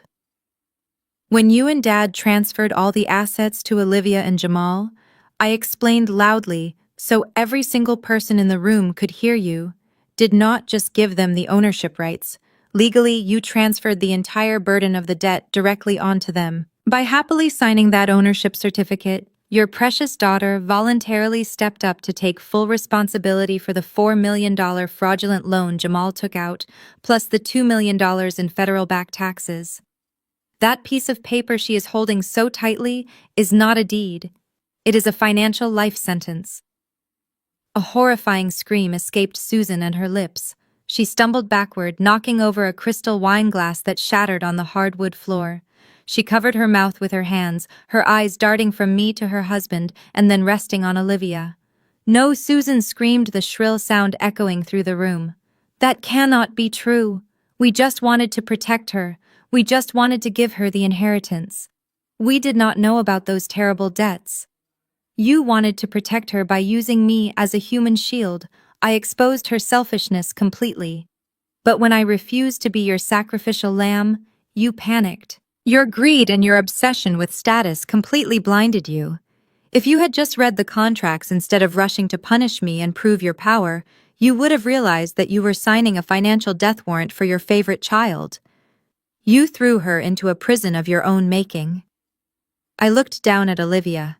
She was clutching the luxurious leather folder as if it were a bomb about to detonate. She was no longer the arrogant woman bragging about her new empire just minutes ago. She was just a pathetic scapegoat drowning in debt created by her lying husband and her foolish parents. Jamal was still standing near the hallway, completely paralyzed, unable to even look at the woman he had just ruined. "Congratulations, little sister," I said with a tone of ruthless sarcasm. "You always wanted everything this family had to offer. You always wanted to be the center of attention and take the throne. Well, now you have it. This entire empire is yours, including the $6 million in debt and the very real threat of federal prison for bank fraud. Enjoy your new life as the sole heir." The sound of the police knocking outside turned into the violent sound of the front door being breached. Law enforcement had run out of patience. Heavy boots pounded against the marble floor of the grand foyer. The flashing red and blue lights shined directly onto Richard and his pale gray face. He dropped his head onto the dining table, burying his face in his hands and sobbing like a child. Those were not tears of remorse for what he had done to me. They were tears of absolute despair, knowing that his own arrogance and manipulation had just pushed his favorite daughter off a cliff. The Thanksgiving dinner was officially over, and the real consequences were just beginning. The heavy boots of the police officers echoed like thunder across the marble floor of the grand foyer. The sound finally snapped Olivia out of her paralyzed state. She dropped the luxurious leather folder, the corporate share certificates scattering across the expensive Persian rug. She scrambled to her feet, her designer dress tangling around her legs, and launched herself directly at Jamal. She grabbed the lapels of his tightly tailored suit jacket, her perfectly manicured nails digging into the expensive fabric. "Tell me it is a lie," she screamed, shaking him with a frantic, desperate energy. "Tell me you did not forge his signature. Tell me you did not put a $4 million debt in my name, Jamal." Jamal did not try to comfort her.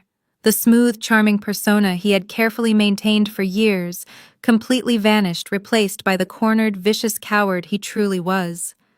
He violently shoved Olivia backward, forcing her to release her grip on his suit. "Do not act like you are innocent in this." Olivia, Jamal spat, his voice echoing loudly in the tense dining room. "You demanded the lifestyle. You wanted the private jets, the designer bags, and the luxury vacations.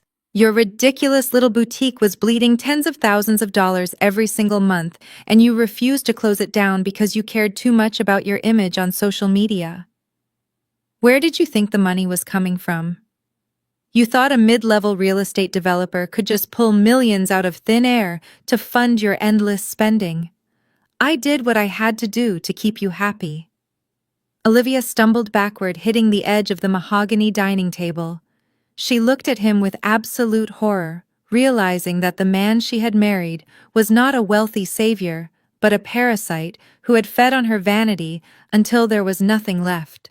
Before Olivia could utter another word, 4 uniformed police officers, accompanied by 2 men in plain suits, who were clearly federal agents, burst into the dining room. The bright beams of their tactical flashlights swept across the terrified faces of the extended family, finally landing squarely on Jamal. Jamal Davis, one of the federal agents, announced, his voice carrying absolute authority. "You are under arrest for federal wire fraud, bank fraud, and forgery. Place your hands behind your back immediately." Jamal did not resist. He raised his hands, his face pale and slick with sweat, and allowed the uniformed officers to roughly push him against the wall. The sharp, metallic click of the handcuffs, locking around his wrists, sounded like a final judge dropping a gavel. The relatives who had spent the entire evening worshipping him as the new patriarch of the family watched in dead silence as the police searched his pockets and read him his Miranda rights. "Take him out to the transport vehicle," the federal agent ordered. The officers grabbed Jamal by his arms and marched him out of the dining room, his expensive shoes dragging against the floor. He did not look back at Olivia. He did not look at Richard. He simply kept his head down, disappearing into the flashing red and blue lights of the night. As the heavy front doors slammed shut behind the police, the reality of the situation crashed down on my parents with crushing weight. Jamal was going to federal prison, but the $4 million commercial loan and the massive tax liens were still legally bound to their precious golden child. Olivia was completely alone, holding the bag for a financial disaster she could not possibly repay. Susan turned away from the doorway and sprinted toward me. She completely abandoned her pride, her anger, and her previous declarations that I was dead to her. She dropped to her knees right in front of me, her hands desperately grabbing at the hem of my emerald green silk dress. "Natalie, please." Susan sobbed, tears streaming down her ruined makeup. "You have to help her. You have the $1.2 million. You can wire it to the bank tomorrow morning. You can stop the foreclosure. You can hire the best defense attorneys in Chicago to prove Olivia did not know about the forged signatures. Please do not let them take her house. Do not let her go to jail. She is your little sister." Richard struggled to push himself up from his chair. He leaned heavily against the table, looking at me with defeated, bloodshot eyes. He was no longer a proud corporate executive. He was a broken old man begging for mercy from the daughter he had just tried to destroy. "I was wrong, Natalie," Richard whispered, his voice trembling. "I was a fool. I let my ego blind me. But Susan is right. You are the only one with the capital to fix this. Name your price. I will sign whatever you want. I will publicly apologize. Just use your funds to save your sister from this nightmare." I looked down at my mother, who was weeping at my feet, and then at my father, who was finally offering me the validation and apology I had craved for my entire childhood. A few years ago, this moment would have broken my heart. I would have emptied my bank accounts to save them, sacrificing my own future to buy their conditional love. But I was no longer that frightened, desperate girl. I looked down at my mother, her manicured hands clutching the hem of my dress, like a drowning woman holding onto a life raft. I gently but firmly stepped backward, forcing her to release her grip. She slumped forward, onto the Persian rug, her weeping echoing in the massive, suffocated space of the dining room. I turned my attention back to my father. He was waiting for my answer, his breath rattling in his chest. He actually thought that a forced, terrified apology would magically erase 34 years of manipulation, emotional abuse, and conditional love. He thought my bank accounts were still an extension of his own ego, a safety net he could command whenever his own reckless decisions caught up with him. I walked slowly back toward the center of the mahogany table. The relatives parted like the Red Sea, shrinking away from me as if I were made of fire. Aunt Brenda could not even meet my eyes. Cousin Todd was staring at the floor. The same people who had been ready to throw me out into the street just 20 minutes ago were now holding their breath, waiting for me to play the role of the savior. I reached out and picked up my crystal wine glass. The deep red liquid caught the light of the chandelier overhead. I took one final slow sip, savoring the rich taste before setting the glass down next to the scattered corporate share certificates and the bank foreclosure notice. The sharp clink of the crystal against the wood sounded like a period at the end of a very long, exhausting sentence. "You are apologizing because you lost Richard," I said, my voice completely stripped of any anger or sorrow. It was just an observation, cold and clinical. "You are not sorry for what you did to me. You are sorry that you signed the wrong paperwork and accidentally destroyed your favorite child instead of your disposable one." I looked over at Olivia. She was still sitting on the floor amidst the scattered legal documents, staring blankly at the space where Jamal had been standing just moments before. The reality of her new, heavily indebted life had completely paralyzed her. She did not even have the energy to scream at me anymore. She was finally facing the real world without my financial shield to protect her. Earlier tonight, I continued keeping my eyes locked on my father. "You stood at the head of this table and proudly declared that I was entirely cut out of the family legacy. You bragged to this entire room that your oldest daughter would not receive a single penny of your empire." A heavy, dead silence blanketed the room. Richard swallowed hard, his face a mask of pure, unadulterated regret. "Well," I said, allowing a genuine, satisfied smile to finally break across my face. "You were absolutely right. Thanks to your brilliant legal maneuvering, and thanks to your desperate need to punish me, I do not have to bear a single penny of your debt. You successfully protected my wealth from your own financial ruin." Susan let out another agonizing wail from the floor, but I did not look down at her again. I had given this family everything I had to give: my time, my expertise, my loyalty, and my peace of mind. They had taken it all and demanded more. Now the transaction was permanently closed. I turned my back on the dining table, the weeping women, the broken patriarch, and the silent crowd of hypocritical relatives. I picked up my black wool trench coat from the back of an empty chair, draped it elegantly over my shoulders, and walked toward the grand foyer. Nobody tried to stop me. Nobody called my name. They simply watched me leave, standing amidst the ruins of a fake empire that they had all helped build. I pushed open the heavy oak front doors and stepped out into the biting cold of the Chicago night. The police cruisers were already gone, having taken Jamal away to begin his long journey through the federal justice system. The neighborhood was quiet again, the manicured suburban lawns looking perfectly normal, hiding the absolute devastation that had just occurred inside the walls of the estate. I walked down the stone pathway, my heels clicking sharply against the pavement, a steady rhythm of absolute victory. I approached my sleek black luxury sedan parked at the edge of the driveway. I unlocked the doors, slid into the driver's seat, and pressed the ignition button. The engine roared to life with a smooth, powerful hum. I pulled out of the estate, not bothering to look in the rearview mirror. I turned onto the main road, the headlights piercing through the dark. As I merged onto the highway, heading back toward the city, The towering, illuminated skyline of Chicago appeared on the horizon. It looked beautiful, full of endless possibilities, and completely clear of any toxic obligations. I turned on the radio, letting a soft, upbeat melody fill the cabin of the car. I pressed my foot down on the accelerator, driving toward the bright lights of the city center. For the first time in my entire life, I was not managing someone else and their crisis. I was not carrying the weight of a manufactured family emergency. The chains were gone. My wealth was secure. My future was completely unwritten.